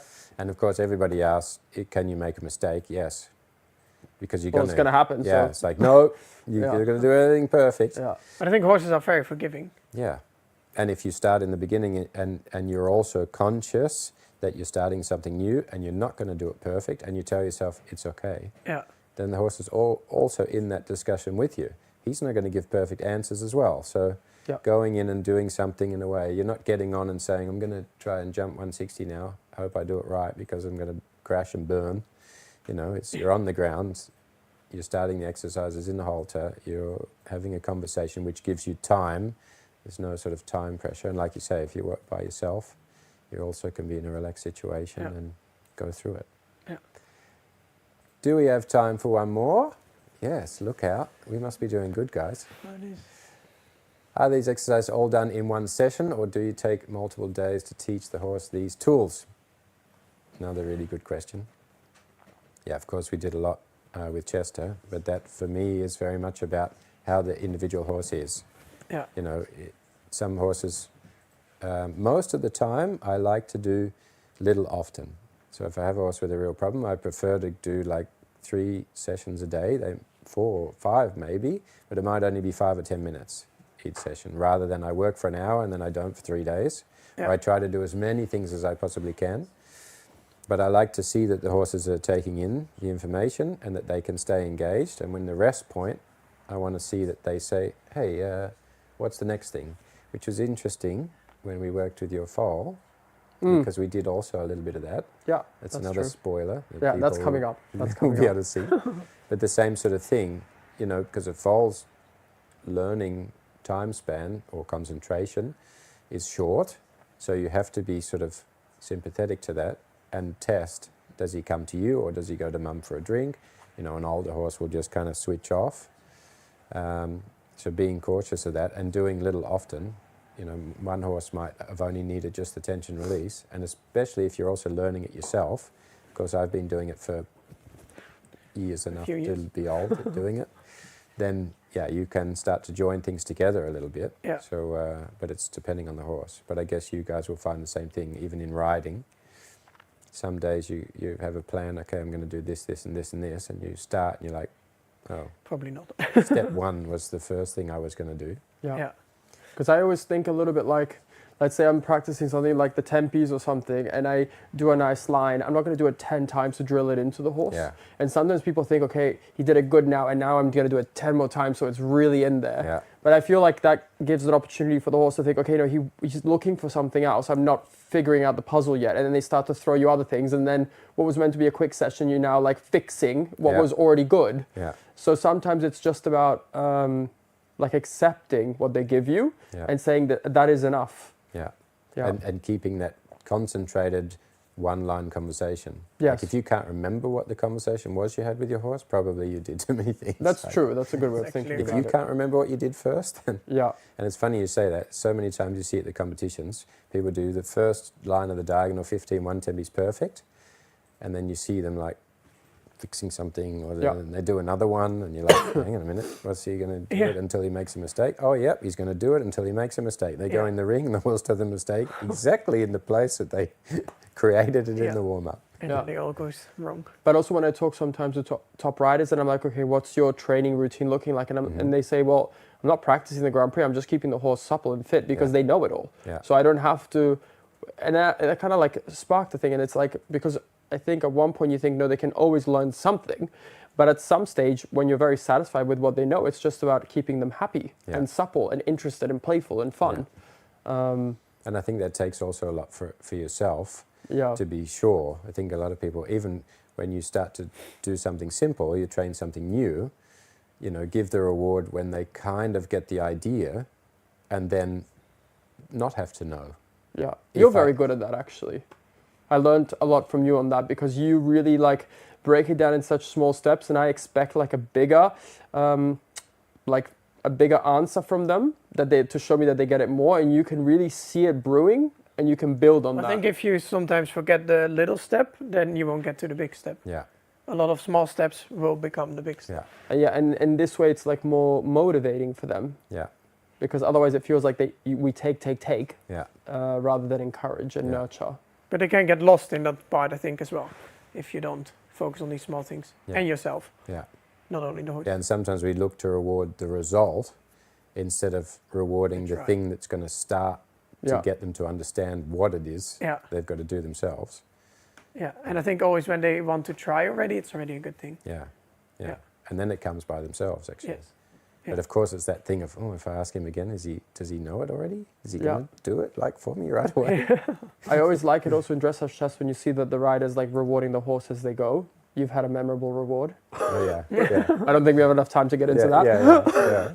yeah. But it's Yeah. nice when a rider breaks it up, not that it's like after 6 minutes Yeah. and they finish and they finally breathe again, and they think, oh yeah, the horse is actually here Yeah, still. yeah, But you see that sometimes after the ones, like Yeah. Catherine does it sometimes, actually Isabel does it sometimes too, with Wendy, Yeah. and she's happy she's done. yeah. And then she's like, it's nice because the horse also gets this encouragement all the time, you know, Yeah. you're on the right track, this is what I wanted, we're doing this. yeah, And I think it's easy to forget. yeah. And the sign, yes, Yeah. you did it. Yeah. That's good. Oh, good. Now we can move Next. on. Yeah. Yeah. The next thing. Yeah. Yeah. Yeah. Very good. I think the Q&A is coming to an end, guys. But we're about to run, of course, to our second case study. So get your pens out again, fill your wine glass up, go to the toilet because you've got about 3 seconds before the new one starts. I'm not going to go in again to giving an intro on this horse. I'm going to let you guys have your own thoughts. Okay. Take a little bit of a look, but it's going to be one that you both will be interested in. And all of you guys at home too. So we're going to second case study. Here it is. So I am Adeline Cornelissen and I am bringing here a 3-year-old stallion, Sam Dinoa. He is approved in Oldenburg. And I came to Tristan actually because he is super nice. He has a really good character and super nice in the riding. But once he started breeding, he actually started to become a bit more of a stallion. And I actually came to Tristan to see how we could manage that a little bit better, and actually if he could manage himself a little bit better to understand when to be a stallion and when to focus on the riding. The question really actually is if it's not helping him to stay a stallion, do we geld him, or can we actually find a way that he can actually stay a stallion and still be at peace with himself? Yeah, so the important part in the beginning is to not hold him when you get to the space. Okay, if you are walking and things, you have to work up to him, knowing what that management is like when he's walking with you.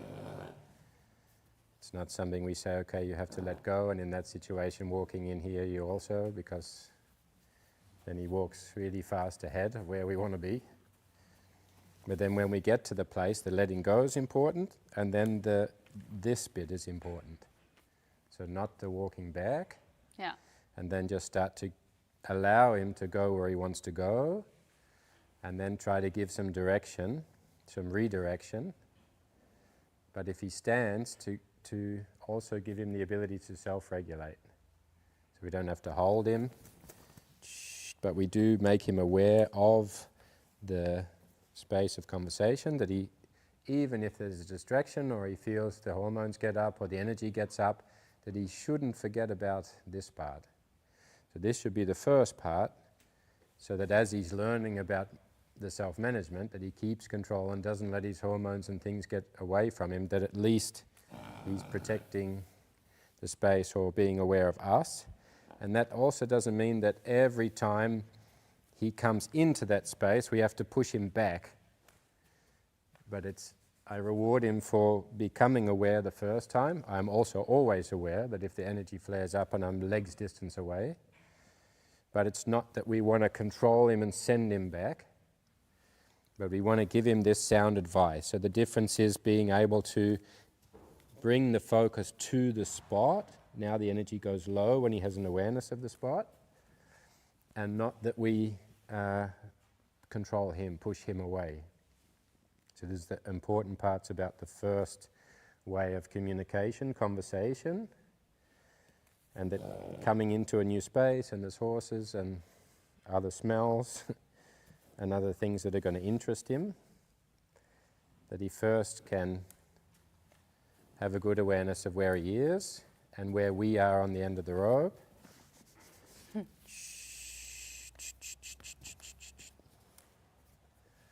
And then I just start to work on the basic guidance pattern in being able to redirect him in a functional way. So if we want him to start to think about going to the right, we want him to be able to take these steps behind and across. And of course, you being an A student means you've already practiced this, otherwise that doesn't go so smoothly. So it's already quite a lot better. And then this redirection there and across will help him to bring the energy down. So this is a tool, when practiced a lot, we can refine more and more. So he goes up and to the right, and I show him a little bit the backwards and to the left. And when his energy is low, I then start to make a little bit of contact. So he knows, this is actually a really nice space. I've come into a new arena, I've found my rest, I've made a good connection to my physiology that I'm not getting outside of my body. I've sort of moved in a way, I've brought my energy down, got a good connection with myself, and this is a pleasant place to be. So we don't get into that, respect my space, I'm controlling you. Also these moments. So I see what happens. Does he get, this is an opportunity now for him to bring his attention back. And I want to avoid when he goes away that I can get into a reflex of holding. Mm-hmm. So I reward this bit. In this case, that was good. Your attention comes back, and now we start to move this space of conversation. Energy up, energy down, looking for self-regulation. It's not refined, but he does become aware of this spot. In my body language, I don't want to be sort of turning and saying, hey, you stepped over the line. Yeah. But just that you give him time, and because he allows us to take time, if you've got one that's much more over the top, we have to respond a little bit differently. And then energy up. So this is where we start to work on the self-regulation of being able to bring energy down. And does he bring his energy down? And does he have a good awareness of the space of conversation, the bottom of the rope? This is where all our dialogue meets. And that he can learn this self-regulation in this position where he can see me. And then in the end, when he's good at it, we can do it also from next to him. And then we can slowly go into awareness of the body. So we start to feel how he is in the body. So he starts to feel. And I'm just looking again, not for him to go into a relaxed state, but what is the first moment that he really focuses on himself? So one ear, one eye. Good. And he starts to have an awareness of his own body. And he doesn't lose contact with that. So the more connection he has with his physiology, the less he will lose it and be outside of the body. And now we start to go into a forward step. And what we want from the forward step is for him to learn and feel a good connection in the diagonal pairs, and that we can have the connection between the rein and the leg aid from the ground. So it's being able to connect a riding aid. You can see here the sensation of a riding aid is really good in the body. So this always gives me a good feeling when you start to make a connection through diagonal pairs. He opens up the front leg, connection from the hind leg, and that brings him already into a shape for a carrying posture and into a relaxed state. So this, they often, from good riding, learn this natural connection, good order of movement in the body. They come into a frame, a position of carrying, a good posture for carrying themselves. If they're not ridden in a good way, as soon as you touch the rein, they are hiding behind and they're blocking in the shoulder. So if you go to do a groundwork pattern on a horse that is not able to open up the outside shoulder, then it's often a horse that's ridden too much from the rein and not enough focusing on the functionality of the body. So this is really good. So then we can start to, it's not time to lay down yet, if we keep doing that. And then I like to be able to stimulate the part of the body in which he loses control of. So coming up through the neck, those parts of the front end get into a alert state. And I want to be able to bring attention, just a short little tap, a little contact, and that he learns how to bring that into a relaxed state. So that the tap or the contact that could cause a reflex reaction in the body doesn't turn into a posture where he's not managing himself anymore. So this then also can become a tool that if he loses a little bit connection, we can bring an awareness to this part of the body here, and he says, oh, hang on a minute, I can adjust myself there. So we bring really an awareness to the part of the body he needs to learn to have control of. We can start already to create some mobility. So the physical ability in the body is really good connection in the body. Boy, I want that the contact we make is something that he's following. So if my whip makes contact to the hind leg and my energy goes low, I want him to think about slowing down. So again, making connection.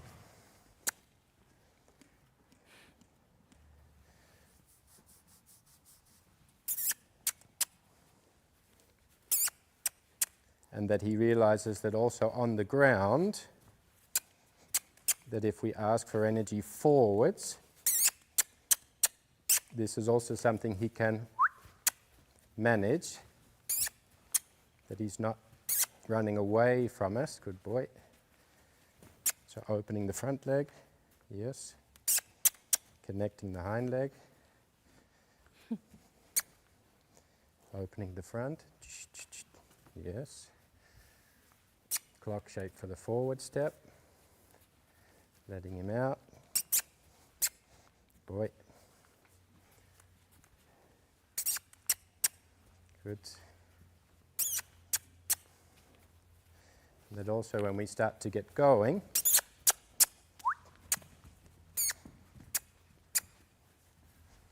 this is also an easy transition. Whoa. So losing connection. Yes. Inside leg. Keep connection with the rein.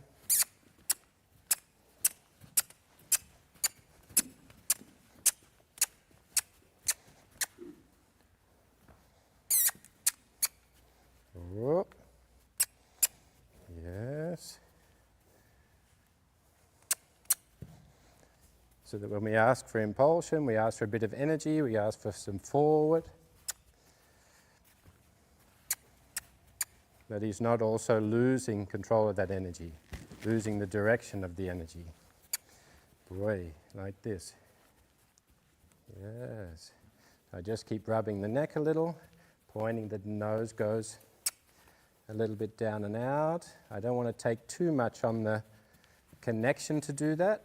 I want him to feel in his own body how he's able to find that for himself. Guiding the front legs. Yes. Yes. Yes. Go with him. Front legs the other side. Good.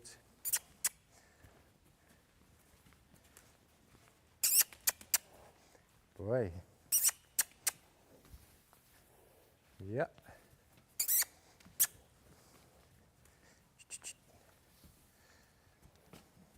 Good. So he's already working close to the other horses on his own. We prefer to have a little bit more control over the direction first. Good. Good. Yes, this is better. Oh, and if I reach out from the whip, it's not something he has to run away from. Not dragging me away. Good. Inside leg.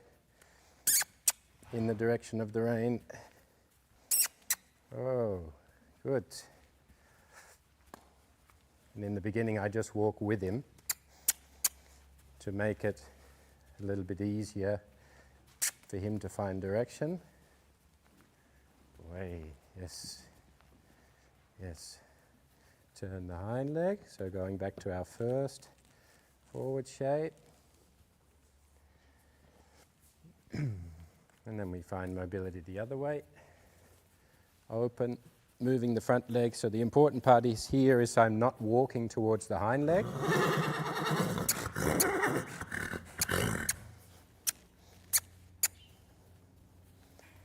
So I'm not chasing the back end, but I'm guiding the front.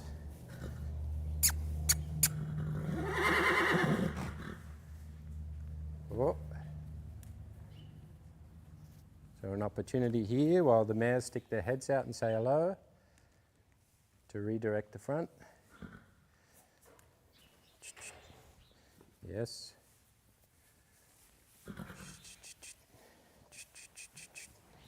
Good. And that we can go somewhere.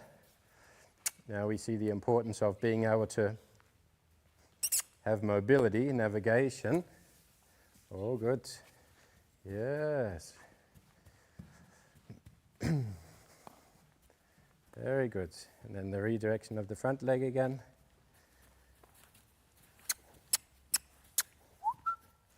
Yes. Good. Good. So in the end he knows where the central point is, and that we can guide him out on the circle in a straight line, change rein, move away from something, move towards something, and that we have this foundational guidance patterns,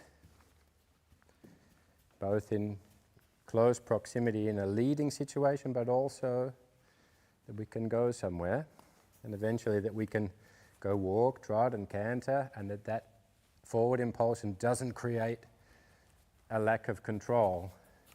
Yeah.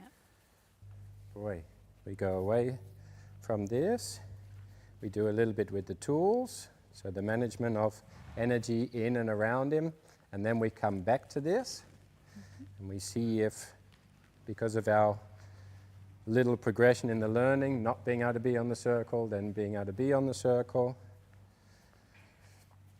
and then we create some energy in the space, which is what will happen later if we get a good enough guidance system that we can take him into situations where there'll be energy from other horses, energy from the situation, things that move, things that make a sound, things that touch him.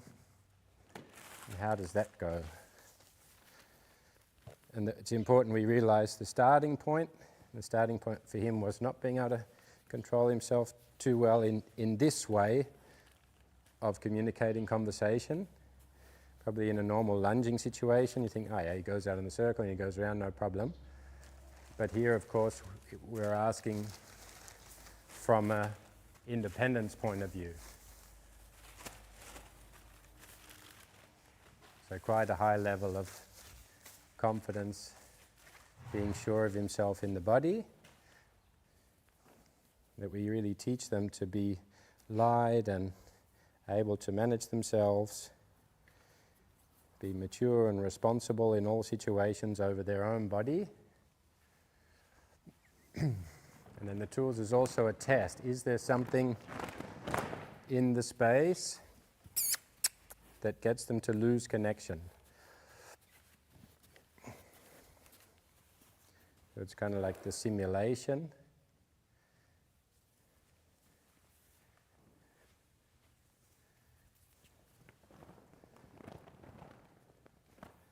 Then here, neck a little bit up, flexion, contraction, a reflex reaction in the pole. So just bring some awareness to that. Flies help us sometimes too.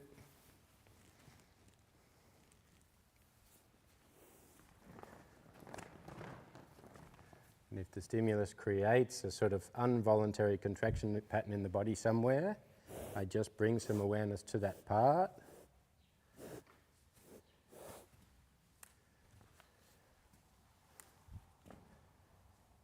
He starts to think about that part of his body.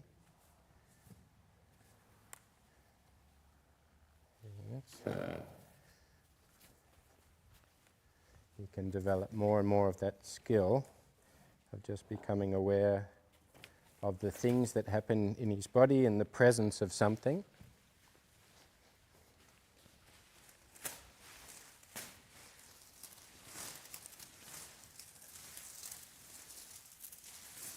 So you can see then on a horse like this, the tools is not about making him quiet or not spooky. It's bringing an awareness and some attention to a certain part of his body. Here, what happens here? And that we can slowly have him tune more and more and more into himself. And what part of your body do you lose control of in the presence of an energy in the environment that switches some other parts, the other brain on?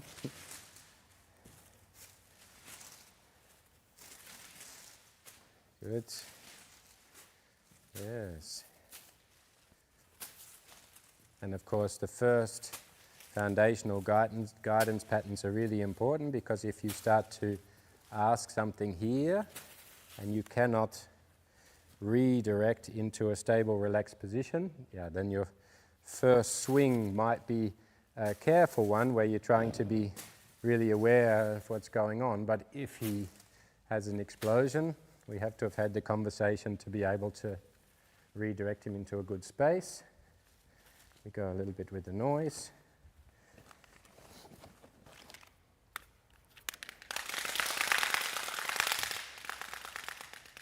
Whoa, some good self-management. Boy.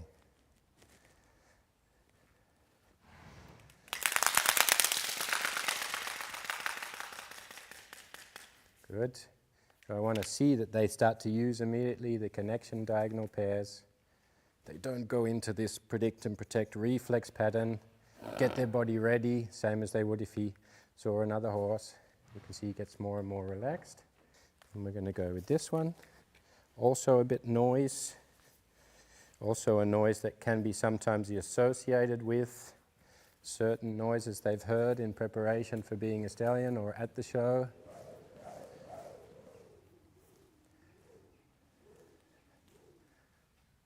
Feel the body. Oh, good. So let that be the stimulus. And then say, okay, no, we're not running away. We're not running out onto the circle, away from us and around us. I want you to think about connecting with your body. So if there's a certain pressure in the environment, a certain energy in the environment, I want you to stay connected with yourself and not get lost in the energy of the environment. Getting into the protection phase, yes. So we're going to see if we can get going on the circle a little bit again. And then we're going to try to take this mobility into a real life situation. So we're going to try to help him with these new awareness triggers to think about what's going on with the body in the presence of something that's going to challenge him. I just want to be able to make the ability to go on the circle. Yes. Oh, this was better. I reward this bit. Good. Yes. But he's the same as the leading. He has the responsibility. Left front opens up nice now. Good. To be able to go onto the circle. And what does that mean? Nothing. Until I say, okay, it's time to go. And then just energy up. Sensation, thought about trot. Body language, voice, hey, better. And then in the end, we don't need to touch him at all with anything. And he understands the subtleties of the communication, conversation. And in the end, he keeps the same level of looseness in the rein. He can be relaxed. Yes. And now turn the hind leg with diagonal pair connection. Redirect the front. Yes. Good. So we just start to walk a little bit here, thinking about, again, this space of conversation. And I look not to control him here, but to just to remind him about his body. So when we start to walk here, and he starts to think, I'm going to jump over the wall at these guys. So the professor is just telling him, and just as we said, the characters are going to, yes. So I allow him to get in a state where he slightly loses control of the physiology.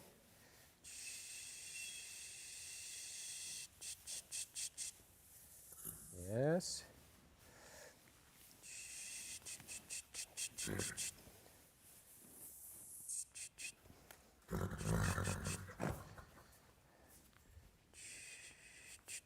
So redirection here. Oh, good. This was good, yes. Oh, take him away again. So again, it's not about preventing him from losing control, it's allowing him to get into that space and building a contrast. This is what it feels like, but this pleasant feeling of regaining the control over yourself, getting to a relaxed state again, releasing yourself of the need to control the situation, to dominate, to be in this confusing, unnecessary play of hierarchy. Let's see if how far we get here. Yes. What happens here? So horse is creating plenty of movement. Oh, I already reward this bit. So then he sees not so much the importance we get to them. We get to the mares. So one's waving her tail, probably in heat, perfect timing. Yes. Oh, this is also very good. Boy. So in the process of this, you have to make sure you can focus on the fifth leg that's hanging out. I took a moment to pat him between the eyes, but you also don't want to be in a position where you feel, oh, he's relaxed, and you pat him and he starts thinking, showing you the highlight really had going on with in his head about mounting that mare. And you just happen to be handy, standing in front of him. Here again, this release of that, release of tension, release of the responsibility, nature's job of becoming king of the jungle. And a bit of worldly experience, like how do we go to the nightclub the first time and have all the ladies in front of us and behave well? Like, what is the way to conduct ourselves? And then slowly, this can then turn into an actual interaction. So now we get to the other stallion. He's going to have a pee. So what could be going on here? He's marking his territory. He's got his ears back. He's already telling him, this is my space in here. And he's like, okay, I'll move along.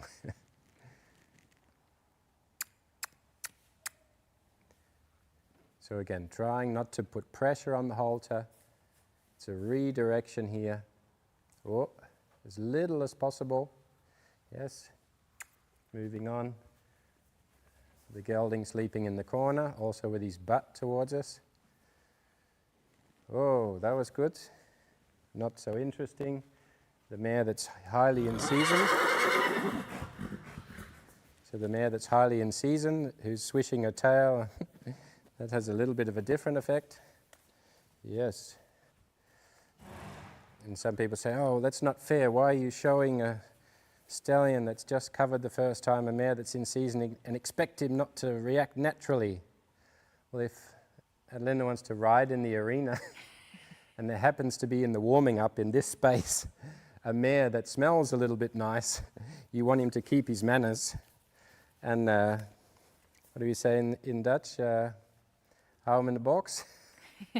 Keep it in the pants. Then he has to learn that. It's pretty important. So the important part here is also the going into a new space. How does he manage himself coming into a new space, going through a doorway?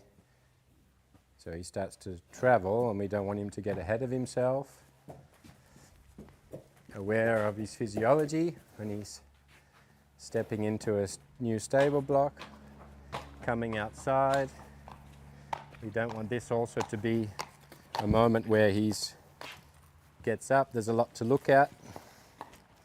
We sprayed some fly spray in between, so if you're looking at some strange lines, these are not lashings, but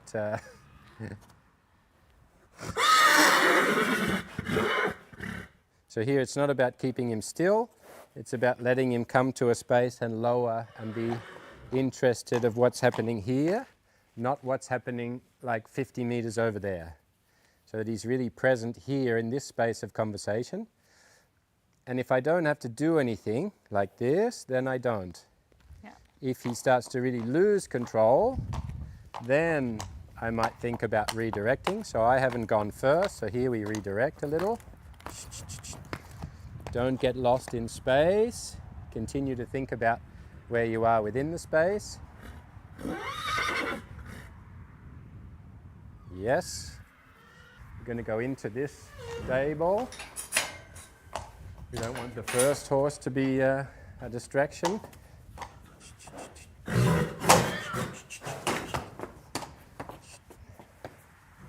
So how he enters into this space is important. Yes. I reward this bit, we go away. Then we're going to return back there. How he enters into the stable is important.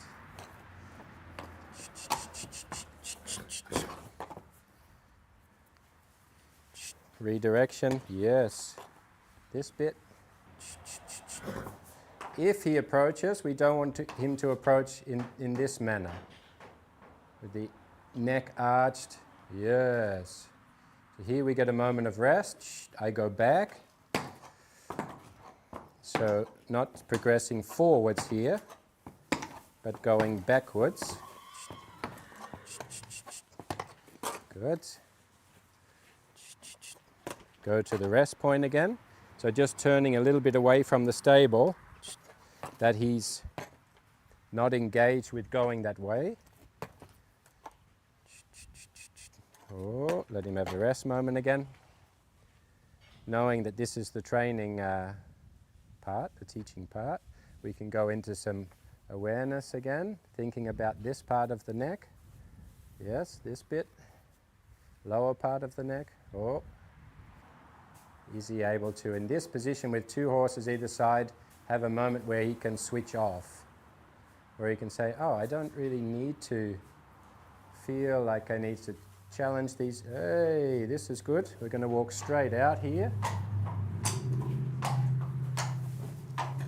So now we've had our first moment walking through the whole small barn. Right front leg here, we're getting a bit of stickiness. Right front. Yes. Go into our clock shape.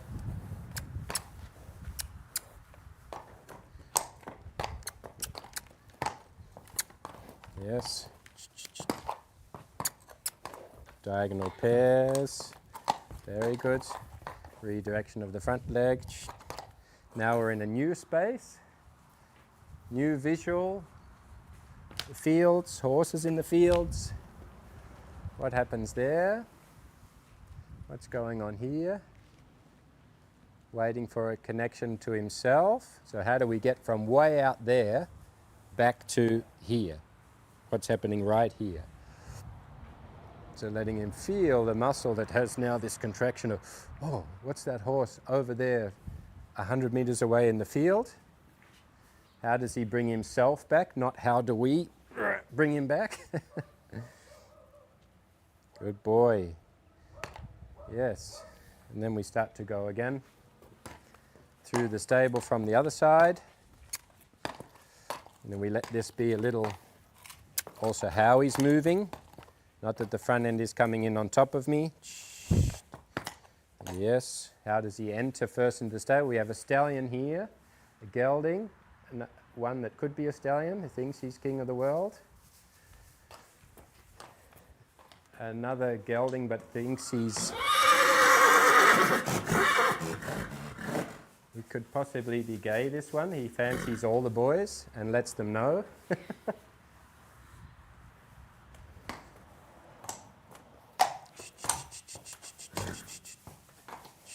So we also see that when the neck comes up, this is also driving him forward. So it's important that we can guide him in this way. Just keep reminding him what's happening in your body. I'm not here to control you, but when you get out of control, I want to say what's happening. So the other stallion's now giving some cheek. How do you respond to it? How mature are you in responding to that? This little gay boy wants kisses. Yes. So in the end, it would be possible to tie him up in here and have the farrier trim his feet, or saddle him up in here, and that he can be okay with it. So he's getting some kisses from this side. He thinks you're really handsome. Looking for the rest again. And again, not looking to control, staying very relaxed yourself, letting your energy stay down. So if he was to approach there, but keep the relaxed posture, not get the neck up, I would allow him to approach. And when he approaches in a polite manner, then he can have a good social interaction. But when he approaches with this dominance posture, then I don't let him, because he's not going to enter into a friendly conversation then. But if he approaches like this, then he wants to stay here. Then he has the possibility of having a nice conversation. And we want to build to that in the end he approaches like this, he goes towards the stable, he can nuzzle, he can talk, and his body won't tell him, oh, I better tell him which order he is at, that he's below me. What is a friendly social interaction that is healthy? Boy. And just going through these little steps in the training, that he gets really, really good at it. Good, and this is perfect. We can take him out again. Did you guys pick anything good up on the Black Friday deals or anything? We're looking. There's lots of offers. Yeah, I'm a bit skeptical with the Black Friday thing. Like, oh, we're live? Oh, sorry. Anyway, Black Friday. Yeah, don't forget, we've got a special deal on TRT if you want to get a real deal. I should probably be telling these guys, actually, Black Friday deals. We have an amazing Black Friday deal, of course. When is Black Friday, actually? This Friday? Oh, wait, what day is it today? At least tomorrow's Friday. No? Yeah? Yeah. It's tomorrow. So tomorrow. Tomorrow. I think so. We have a deal tomorrow. No, it's already live. It's already live. Team says it's live. It's live. Sometimes We're live! Just went live. Actually, someone told me this morning what our Black Friday deal was, and I'm not into the Black Friday thing, and I was just like, what the hell? How long does this deal go for? Like, 1 hour. Are you giving, like... So we're telling you, and we're telling you guys, we're giving the whole online trading. We stopped giving full lifetime access because we have more than 100,000 members giving lifetime access to everybody all of the time. You can't keep up with the numbers, so we had to change a little bit the profile and to try to give people as much value as possible. We stopped lifetime access. Bringing back lifetime access for the Black Friday with a 90%, try to work that out, 90% discount. So you get access to all the courses, all the bonus material, also all the live events like this for all that's happened during the year. So we had Fleeing, of course, which is an amazing one not so long ago. We have had all the ones we've been going around giving live stuff. I've forgotten how many live shows we did, actually. Is it actually in the deal, all the live shows, by the way? Yeah, okay, get that right. Team? Yeah, it's in the deal? So It's in the deal. Friday, tomorrow, it's only for one day, has to be. Yeah. One day, Black Friday, tomorrow. You can get lifetime access again for TRT, so get in there, Black Friday. I'll be going and buying shirts or cheap shoes somewhere. But you guys should buy TRT. We'll see you there. Getting back to the live deal, interesting case study. Very. Yeah, of course, this happens a lot. I think, of course, the problem goes with stallions with the current process, let's be honest. I already want to be extremely thankful for a rider like Adelinda, who's professionally very successful, a new breeding stallion. He's licensed. You know, there comes quite a commercial thing with that, and she's happy to let everybody see what she's having trouble with. You know, and I think a lot of professional riders, especially with a breeding stallion that's been licensed, you know, you want to just say that he's the perfect model and he does everything right. But of course, she's happy to show the weaknesses and say, look, I have a problem here. Yeah. What do I do? And I think that's a question for a lot of people. If you have a stallion, and yeah, like I just mentioned, the current process they go through, it's already a difficult one. And sometimes there's not the time to be able to set them up with the right foundational skills to know what they're going to go into. Sometimes I feel they're a little bit like that footballer, like if you're talking about Aussie rules type football, you know, some bloke that came from a local club and he was, you know, picked out, and now all of a sudden he's playing for AFL and he gets an apartment in the city and he's driving a car and he's getting all the attention and he's kicked 5 goals the first game, and nobody told him all the stuff he's going to have to deal with. There's all these women going to be chasing him and he's not going to be able to control his hormones. He's going to be drinking too many beers and he's going to be acting obnoxious, and maybe he can't handle that sort of pressure, so he kind of builds this front to be able to pump himself up, to be able to deal with all the stuff that's going on in his life, which is actually a little bit the situation that's going on here. We see the behavior from the outside, and of course, those of you that are interested to see the full version, of course we couldn't show the full session of what we did here, but you can go to the online and see the full sessions, the actual detailed step-by-step of what we did with these horses. But I think we have enough to have a good discussion now. But you see that, you know, the horses are going through this process and then they're missing this information, and we start to get a behavior that we focus on. You know, it's like, okay, now we don't know if we can lead him in the stable. He seems really good in the riding. And is that now his character?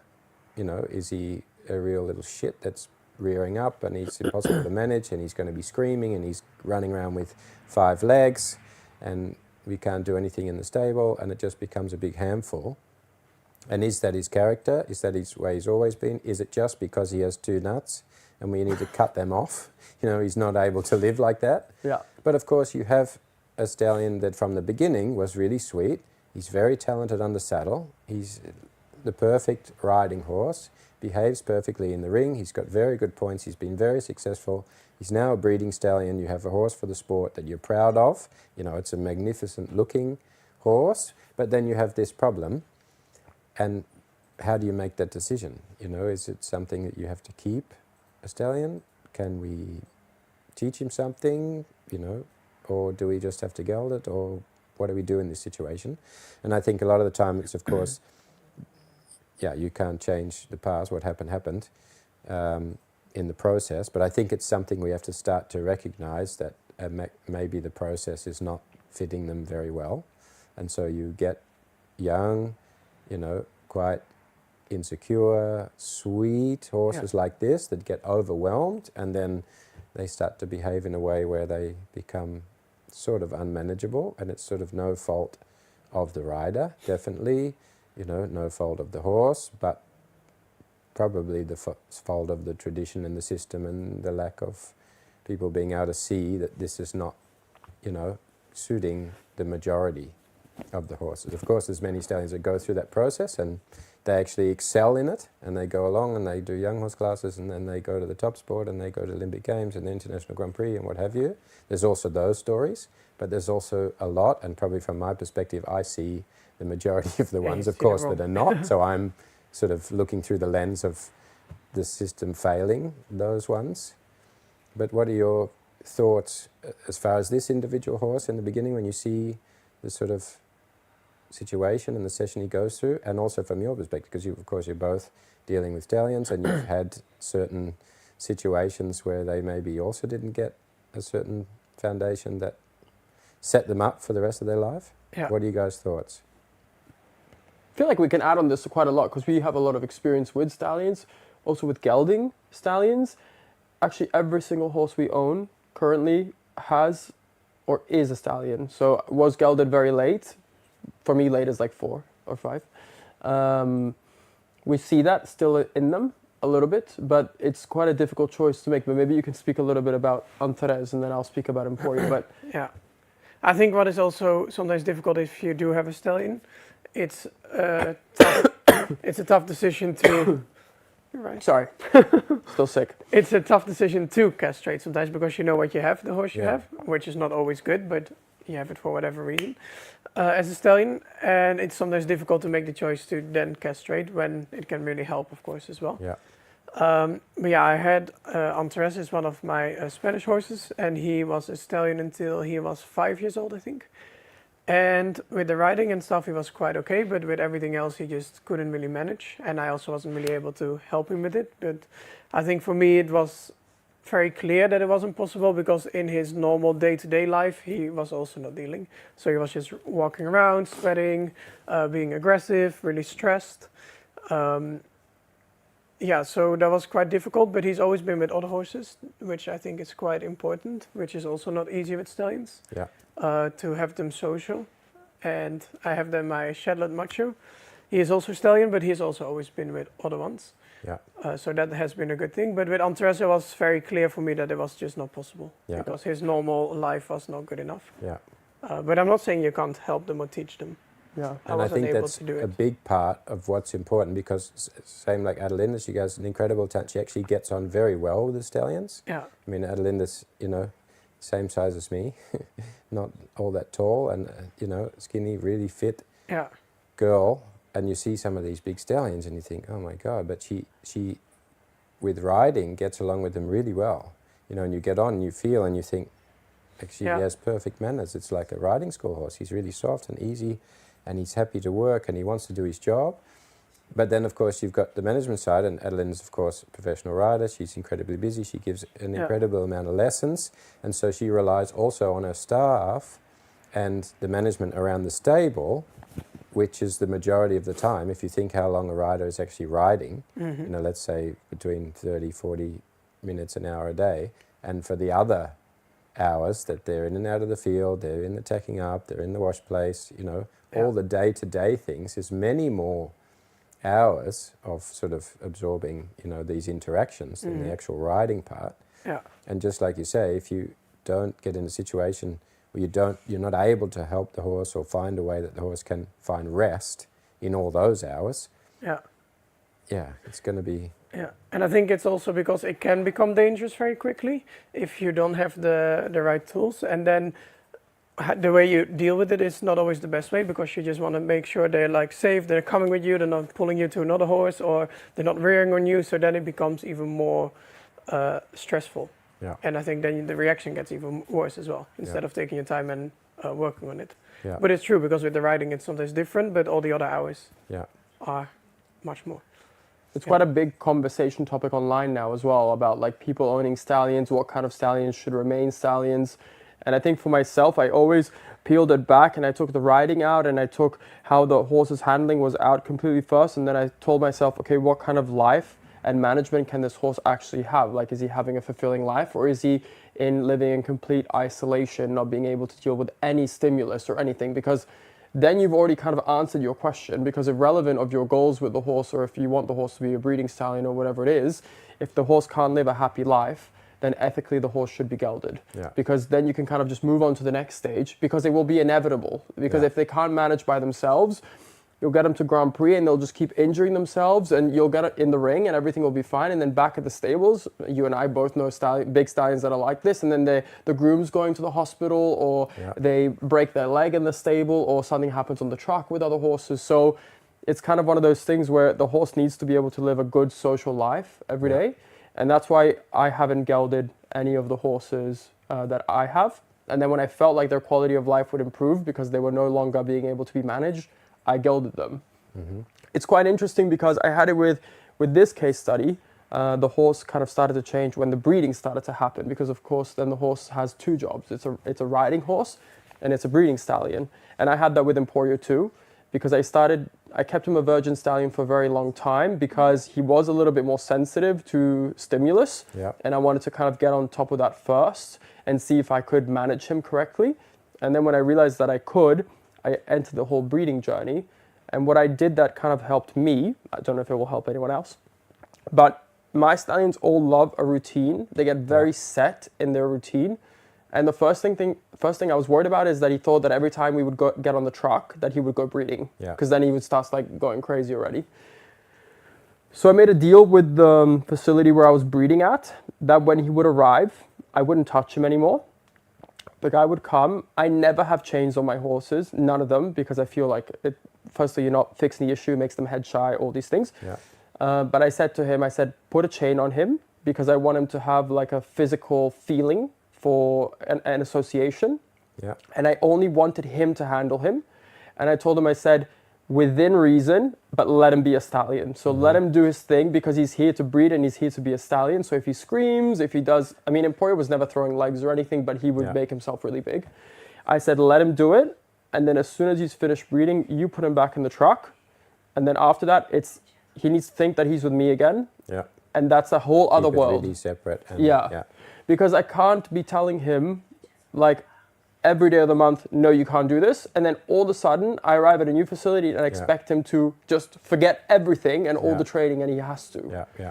And that actually worked really well. I never had any issues. He never changed as a breeding stallion. Yeah. Yeah, that worked for us. And I think an important part, what you also said, was the preparation before he started breeding. You know, that you have enough time to also teach them to be social and to teach them how to manage themselves in different situations, or, you know, when the time of year comes, it's spring and the mares smell a little different and the warmth on the back, and what does that mean to them? Are you also managing yourself? Like, what's going on there? Are you having other thoughts, or are we concentrating on our normal routine and you know your manners and you're going to behave well? Yeah. And I think if you lay that down, then you also have something to come back to when you go to a challenging situation. You might go out in spring the first time to your first competition or whatever, or they're exposed to a lot of things that challenge these management skills within themselves. Then you have something to come back on to be able to guide them on the right path again. And of course, if you see with this young guy how quickly he's able to show, how he actually felt. First it's the big act, and if you see the full length version, you see some lovely Spanish moves walking in, and Adelinda sort of going, well, this is how it is. This is him, by the way. At a rope. But then, this feeling of pumping himself up and having this reflex of the reflex against the management of the human, holding, controlling, just like you say, the chain is something used because you didn't have the right conversation and you don't have the right understanding and communication skills to be able to have that, so you need to control instead of be able to teach the horse. And then you get that reflex in the body, so you have a pattern in the horse that's also not himself, and he starts to feel that as a kind of, oh, this is my trigger to pump myself up and be that guy again, because, and then you see how quickly he comes down, and then you actually see how he really is, that's a really sweet guy. And of course we were having a nice dessert here, and we turn around and we look at the screen like, this one you prepared earlier, it was like what? He looked quite calm in the beginning when he didn't have like the close-up stimulus. And some stallions, I think there's different kinds of stallions. There's stallions that are aggressive towards people because they find everything a bit confrontational and dominant and that kind of stuff. And then there's horses that are very horse-triggered. Yeah. And then it depends on the trigger of how they act and what they do. Yeah, and I think it's important to sort of, as you're going through that process, find actually who they are, like allow them, being able to let go in the beginning, not control, be in a safe environment to do it, of course, and then start to, find out where they're not in control and be able to develop a sort of communication foundation where you can redirect them if they're getting up into space instead of holding them, teach them, say, hey, you shouldn't be here. He makes a good decision to bring himself back. And when you have that sort of good operational conversation, you can bring that then into a more challenging, and it's nice for me that I have that wall between the stables and I can put the right types of horses to have those conversations on the other side. And then I find with most of the stallions, and of course we've done it with one of yours as well, we were also in that aisle with the horses both sides, and actually it's a lot for me about how they manage their physiology. If the body's getting up like this, of course, if they're just doing this, then their brain starts to think, oh, I should, have a conflict with this horse. But if you change how they present themselves, how they show up, they're like, actually, I feel different. So I think different, so I behave different. And actually, this is a nice interaction. Yeah. And then they can be social. And actually, some of the most wild, beastly man killers have actually become the most social stallions that I've had. Put them together with geldings and other stallions, and they're the first one to say, "Oh, can Really? groom me, pick me." So That's quite impressive, actually. yeah, if they learn that, Yeah. but if they only know, the sort of world of being big and Yeah. Yeah. oh, now I'm I think a lot of times it goes from a 0 or 100. It's not like the steps in between, like the steps that you're showing here. And I think if you put a lot of time into that, it's so much better. You should also really start doing that with Enzo, like Well, that's what we're doing now already. We're Yeah. trying. That's the goal. yeah.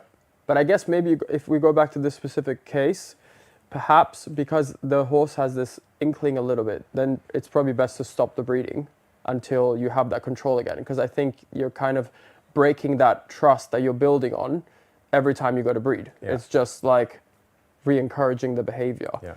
Because I think that's at least one of the things that worked for me with my horse, is that only when he was under control, then I went there. But actually a 3-year-old stallion is still very much finding its confidence, its feed, Yeah. its hormones are Himself. still Yeah. not balanced, and Yeah. yeah. Yeah, and also that management, communication, conversation in his own body. And I think that's also with a lot of the young stallions, they sort of don't have the first good order of movement in the body.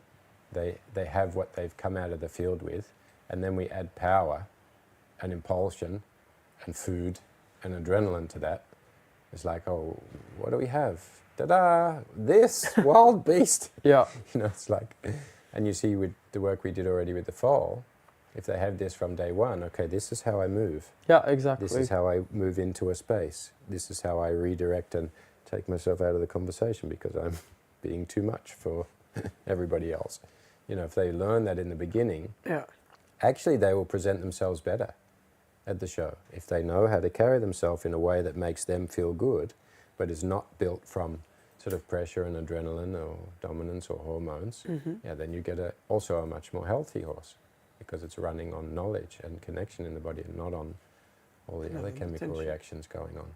Where do you adjudicate the line of, this is too far gone with the hormones, like we are not going to be able to fix this through training, the best thing is to geld the horse? Where's the line? For me, it's, of course, the process in the beginning is giving them the skills, the management skills, the self-awareness, being able to go through the process of testing the interactions like we have with this one. And then I observe really closely how they are in the normal situations in a stable when I'm not with them. So I'll put them in the aisle next to a horse, and when I'm riding I can see, are they self-correcting? Are they getting themselves more and more worked up? And there should come a point where they start to have this self-management system, that I see that they get up in the stable against the other horse and actually they quit on it really quickly. Like we saw with this horse, he started to go to the wall, and then after a while he said, actually this is a much better place for me. And if after a while they can't have that self-regulation, then I know that the chemical imbalance in the body is going to be too much of a struggle, too much of a job for them to try to manage. And then it's also not fair. No. So, there's going to be those things that are going to be continually pressing them, putting pressure on them, and that's also not a life to say, oh God, I know it's not right, but I can't control my chemical reaction in the body. And then I think it's better, to have, for me, the natural way. I think a chemical castration can also be really complicated for a horse. That's my line. And I try to help them in the best way I can. Maybe I don't have all the answers all the time for every stallion, and maybe there's other answers. But for me, then that is my go-to. Makes sense. Yeah. But it is really good to see this because of course, you might choose a Shetland then. But at one point, because I was just happy if he had some more attitude and if he had a bit more energy. So at one point, he just started dragging me and somebody else around wherever he wanted. So then when I saw a horse coming from 10 meters away, I would run away with him to make sure that they could pass, and I would just be around the corner hiding. Yeah. But it is good to really train these things already in this best situation where you have Yeah. the time and it is safe to practice, Yeah. instead of when the situation happens and then it's just Yeah. hell Yeah. and dangerous. Yeah. Yeah, because he is small, but still it is Yeah. tricky. And this guy is actually doing really well. And Adeline is like the A student. You know, it's like, okay, if I can better tell her, just practice a couple of times. Rather than, no, you have to do 5 sessions, because then she's doing her 5 sessions. But because of that, yeah, with her, she's found this rest. And Yeah. of course it's new. Someone that's a very good pilot, very good in the ring, and riding every day, to say, here's the rope, you have to do this move. Of course, she feels in a world where she's very handy and feeling very capable. You've got to learn this new process where you don't feel handy. And do I have time for this? It's the other thing. When you're a professional rider and you have owners and you have sponsors and you have a competition schedule and all of these things, it's also difficult to take time out to say, no, I'm going to, go to Tristan or go to someone that's going to show me a little bit of some other skills that may help me through this bit. Oh. So I have also a great deal of respect. And because of that, because she says, I'm going to try something different and try to learn something that could help, it's going well. Yeah. Now she has a horse that is good around the stable and she can manage it and she can do these things. And of course, no rider wants to be that one that comes to the show and they're like, oh, here she comes. Yeah. You can hear her like, woo, going Dinosaur the screaming. dinosaur's coming Yeah. to put him in the box. Yeah, we all know that story. Yeah. But I think we should go to see if some of our viewers have some interesting questions. Something juicy, team? Karen. Oh, sorry. It's changed. Karen's question jumped away from the screen. She was too quick. What would you have done if you let go of the rope when the horse was moving away from you? Well, I guess she means when the horse was rearing up and jumping away. Yeah, it's a good question. What do? You've got a stallion. Never let go. Try not to let go.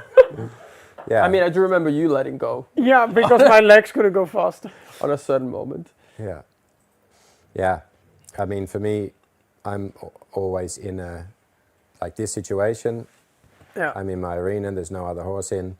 Yeah, he could have gone to the wall and done something, but of course I can go and interact and intervene. The worst thing you can do is run after them. So actually, when they go, I try to actually position myself that they go the same way, so that if they run off and the rope's on the right, I try to keep them circling on the right. So they can go around me, but they're not turning the opposite side, and then of course the rope's over the leg, and then they're doing all this kind of standing on the rope. And then I just pretend that I still have hold of them. So I work them a little bit on that circle, and when they face up, I draw back, get the attention. Hopefully I've done a little bit of drawing the attention to get them to connect, and then I slowly work a little bit till I pick up the rope. And then I go directly to the conversation I just had when we departed. And then I just continue as if it didn't happen. Just pick back up. Yeah, let him come back into the conversation. Because that's actually when you were working with Valero, and because of what happened with me and Valero, and you had him very loose and very like almost not even holding the rope. I was like, And you thought it's coming. yeah, I was like, what is going to happen? You better here? hang on. Yeah. Yeah. But it is also the more you give, sometimes the more you get back. But does it happen to you a lot that they run? Oh, I could tell some stories. Really? Actually, the ones that really, I mean, you sort of develop a feel of when not to hold is the thing. It's not when to give, it's when not to hold.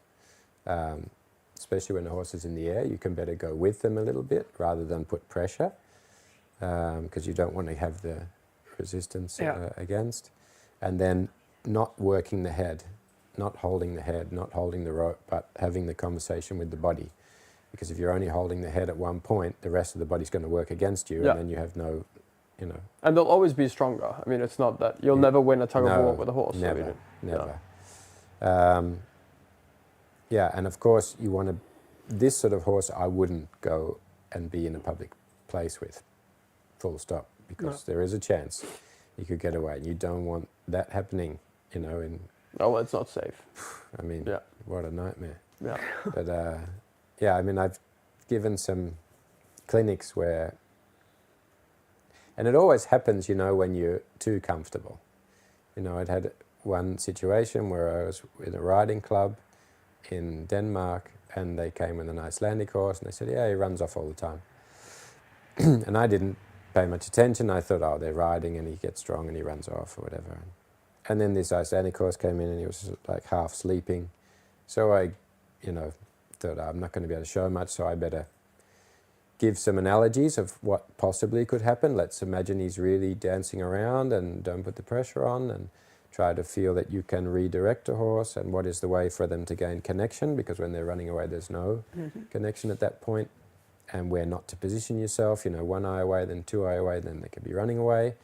And on the approach, when you start to ask something, make sure you're in a position where even if you're asking them to move away, you're also drawing your body back, so they're entering into the conversation and not just that you're pushing them away.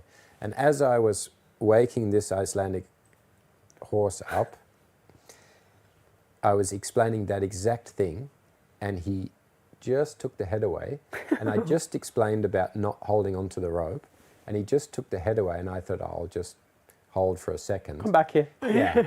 And he felt one little like millimeter of pressure, and then he locked on, and he pulled my arm so much that I couldn't give, and I wasn't quick enough to run to keep up. You were just stuck. And he went, we were like a small gallery of people right at the far end of the arena, and the arena was like 80 meters long. Oh. And he dragged me the full length. Oh, very good.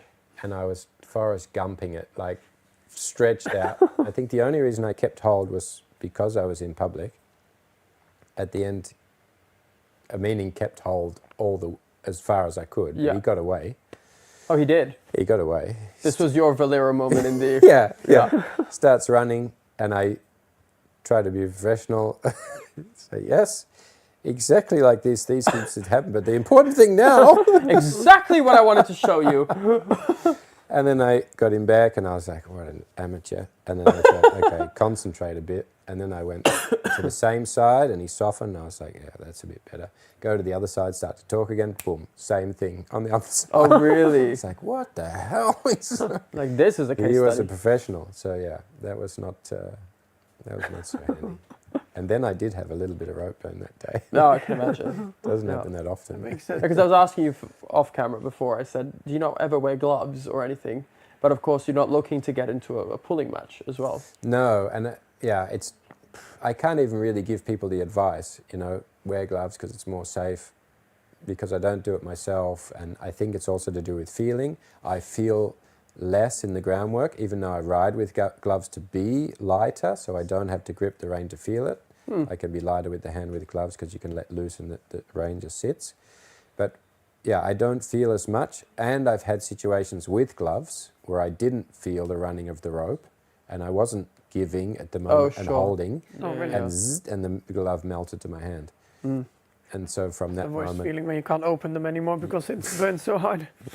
Oh yeah, and when you get the new gloves and you think they're made of nice material, and you look down, it looks like a chips packet, just like molded to your hand. Yeah. So yeah, that's that can be not so comfortable. So now everybody at home feels a little bit better. Yeah. We've all been there. We've all been there. We've all That's been why there. we can control it now, because we've not controlled it at some moments. Next question. How would you handle an aggressive horse that always rather goes against pressure than away from it? You guys have this situation? We don't really... Well, we just talked about it don't off have off aggressive camera. horses aside from Antares. And you have a soft spot for him, so you have a hard time admitting it, but he was aggressive because he would attack people. I consider that aggressive. I don't think he did.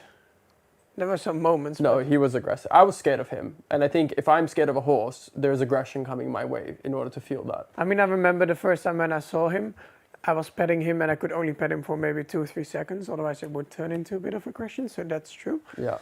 And mind you, it's like 155. It's not a big horse. It's maybe less than 155. But it's not that it's this big, scary, huge stallion, you know.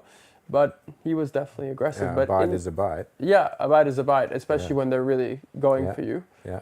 But actually for him in the end, it was just the hormones. It was just too much. And gelding him completely changed him. I mean, he's very Yeah. very sweet now. He would Yeah. never dare to do anything like that. I mean, it's not even within his thought process. No.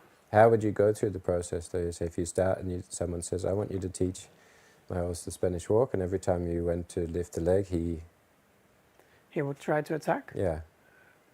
It's a good question. But is it a stallion, or this is no longer true Doesn't with matter, stallions? Yeah, let's just for, it wasn't specific in the question, so we'll just go with horse. Okay. Gender neutral. Yeah. Yeah. They. Yeah. Well, with my work, I do it a little bit different because I think I can definitely learn a lot more in like following those steps and working through it. Depends on the situation as well, but what I always try to do is find a way to get the right behavior, to be able to reward the right behavior. So they will keep doing that and it feels better, and it's nice to get the right thing. So probably... How do you then try to draw the conversation more into the thing you want, or just more away from the biting that he thinks you want, or?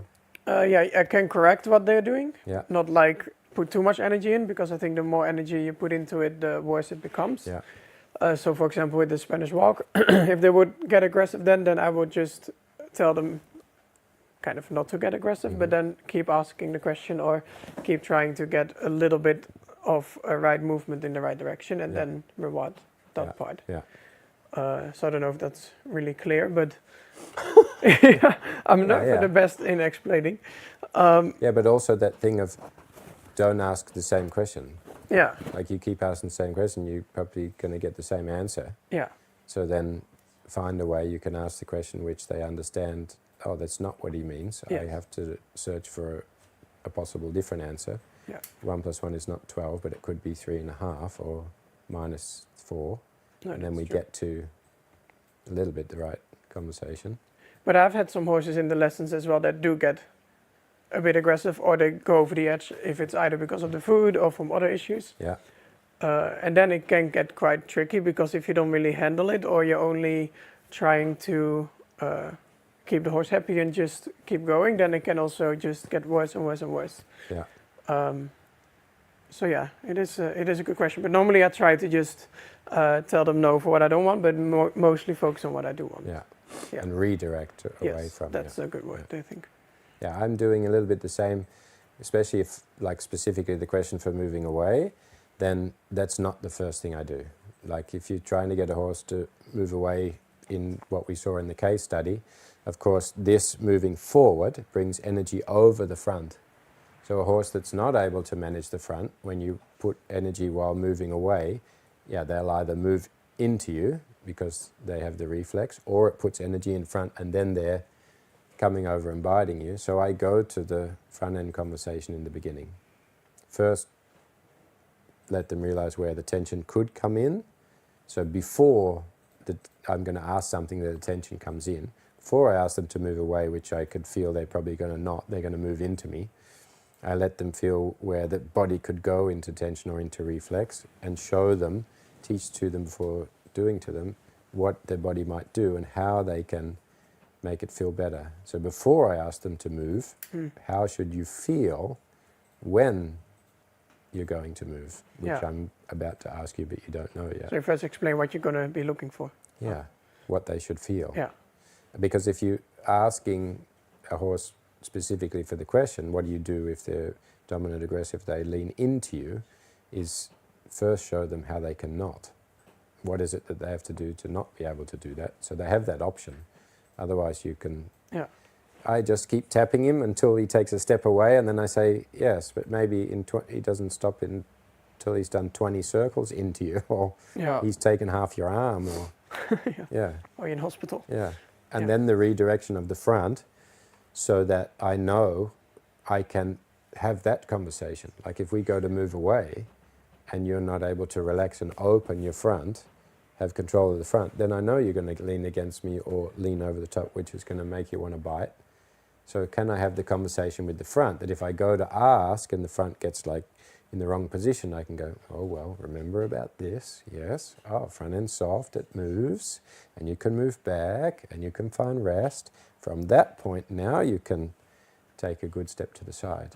Yeah. So I get sort of clinical in the why and what can I teach them before I ask them, which in the beginning you sort of go down some rabbit holes of 1 + 1 is 2 divided by 27. He doesn't know multiplication yet, or Pythagoras theory. Because in the beginning sometimes it can get quite intense if they do have a real like aggression, because they can really, like it's not like a slow thing where you can just lean back and explain it. Yeah, and then I make sure that I'm not in that conversation. Yeah. Don't draw me into the argument. I try to be separate from that. And then it's really important that I don't tell them where to be, so not controlling them, but putting energy in the space where they can then make a good decision to move out of that. So then if you're not directing it at them, they can't have this thing where they're like, well, you're pushing me back and I'm going to push back against you. And then you get into this conflict. I try to separate the body and I make focus on a place, not at them. Never the rope at the head or the or walking into them while pushing them back. I mean, they get jack of that, then they come down the rope and grab you right in the face. So That's true, yeah. But it's the same as when horses really are mouthy with treats or something else. I think the more you focus on the problem with the mouth, it also becomes more. you draw the attention exactly to that. And you get the discussion and the whole thing. Yeah. So that would be the same thing then. Yeah. How you would handle it. Yeah. So at the skiing, don't hit the tree, don't hit the tree. And he hit the I'm in the tree. Yeah, I'm in the tree. Oh, shit. Yeah. And the last question, we've got they're excited over there. What's your favourite breed? Goodness. We have a consensus, I think. Yeah. I You don't know. too? Oh, I don't know. That's difficult. Well, I told you, or I told some people in your team, I don't know, but I said it's funny that after all the years of you owning horses, you've landed on the PREs. Yeah. Like, that's the one that stuck. Yeah. And I was like, that's such a funny kind of like, What You would got be your there favorite too. breed? Yeah, favourite breed. It's difficult. It's definitely my favourite horse at the moment. yeah, your PRE. Yeah. Specifying for everyone at home Yeah. that you need to get into this breed. Yeah. I don't know what mine would be. You're joking. What do you mean? No, I don't know. I mean, when you look for a PRE, no? No? I don't know. I also really like ponies. Oh, that's true, yeah. My favorite breed is My Little Pony. I like Arabians too. I like just a lot of them, but I do think PREs are. But if someone told you, okay, you have to buy one horse Oh, tomorrow, you always do this. You have to choose. gun to the head. No, but if you have to like pick, like PRE. buy a If this No, was the I'm last curious. horse you'd ever buy, and you had to Yeah. be with that horse for the rest of your life. good That's a Tristan, good. No, put him in that's the a good way corner. of asking it. If you only get to have one more, what would it be? Yeah. Oh, that makes it really clear. I was actually confused now. Now I'm not. Oh, now you know. Yeah. Oh, and Shire. Oh, that's what I'm just joking. I was thinking actually about a Shire. No, I love them, but Yeah, I've never had one. I've been Yeah. one. no, go on. I'll let you answer first. Well, I guess the only right answer is a PRE. no, it's whatever's right to you. But I know. Yeah. I don't know. I think so. Well, I would go for. or would you have a Spanish. Shetland? A Shetland. But just think of all the things, like, all the things you can imagine doing in the future, like the most outrageous things, flying to the moon. Which horse would suit with that?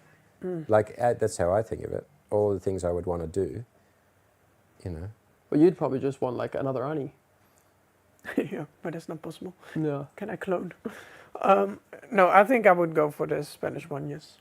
Yeah. Otherwise, I don't know, because I like them. For me, I don't really have like a breed. I couldn't see you with like a KWPN or something. Couldn't. No? You? Well, I don't think I would choose one. No. What was yours then? Yeah, well, see, I then go through in the beginning all of the sort of horses I've had, and then all of the different breeds I've worked with in the world, and how unique, and had really special thoroughbreds, like really special moments working with horses that just gave you that thrill you'd never had on any other horse.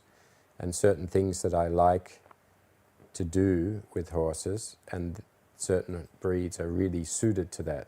So, of course, if you want to continue to do that, you have to take that horse.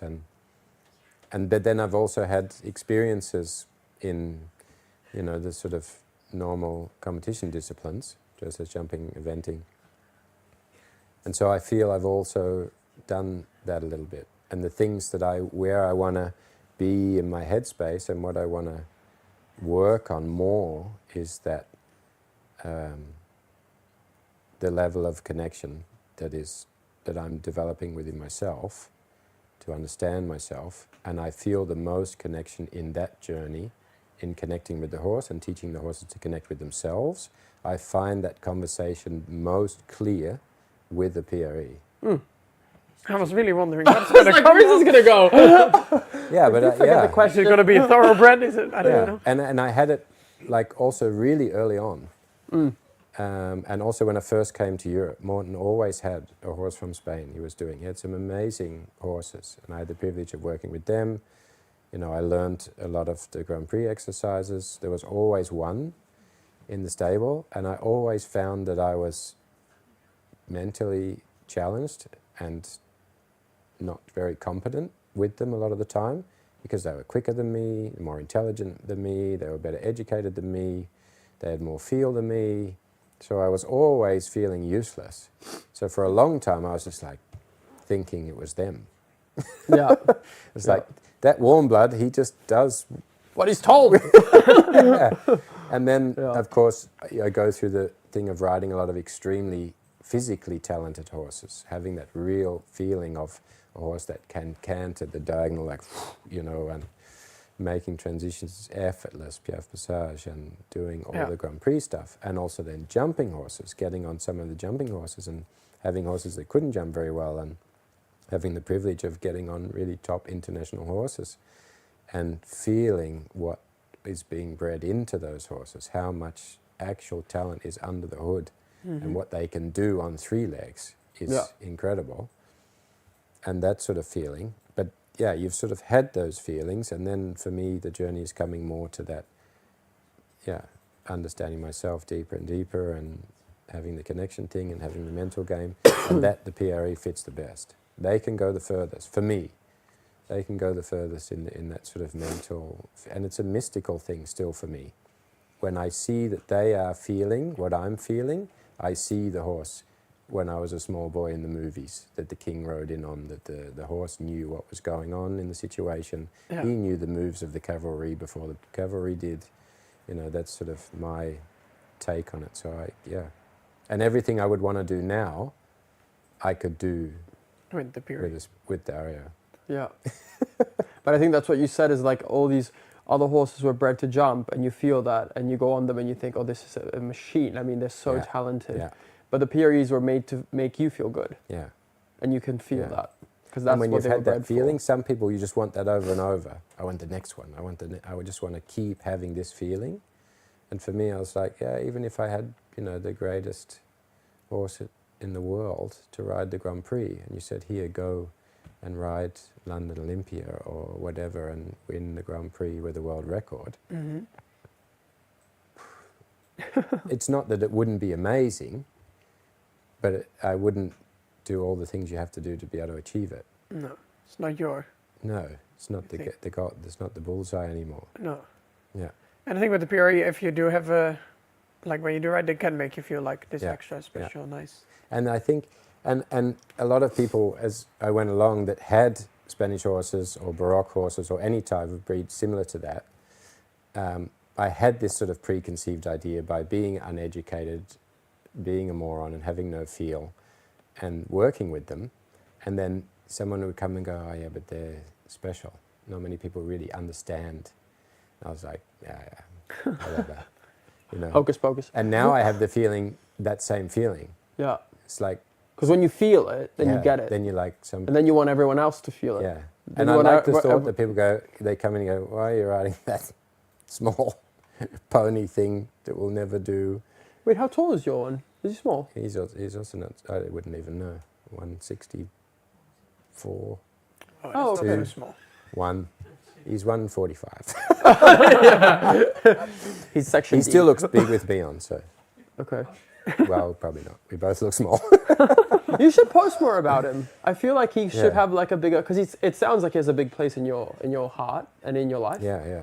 But it would be nice to see that Yeah. more as an outsider. It would be nice to see that partnership more. Yeah. We'll see. I've seen in mind. Team? We need to get that team. Okay, guys, how are we for questions? Timing? I think we are really running low. I see Sally there. We Everyone's didn't know like- we were tuning in. Sally forgot to turn her webcam off so we can see Sally in her lounge room in her moccasins with her cat. Thanks for being here, Sally. Thank you guys for being here. Thank Thanks you for for having giving us. up your time Thanks for having and us. sharing again words of wisdom and all your experiences and your emotions and the amazing stuff you do online for the whole world, which I know you have no clue of the actual impact you have far, far away. So keep Always doing what you're crazy. doing. I hope we get to do this again Yeah, together it was sometime. fun. It was really nice. And Yeah, thank you for having me. Yeah. And you and us. and thank you guys for being here. Remember, be good to your horses. We'll see you again next time.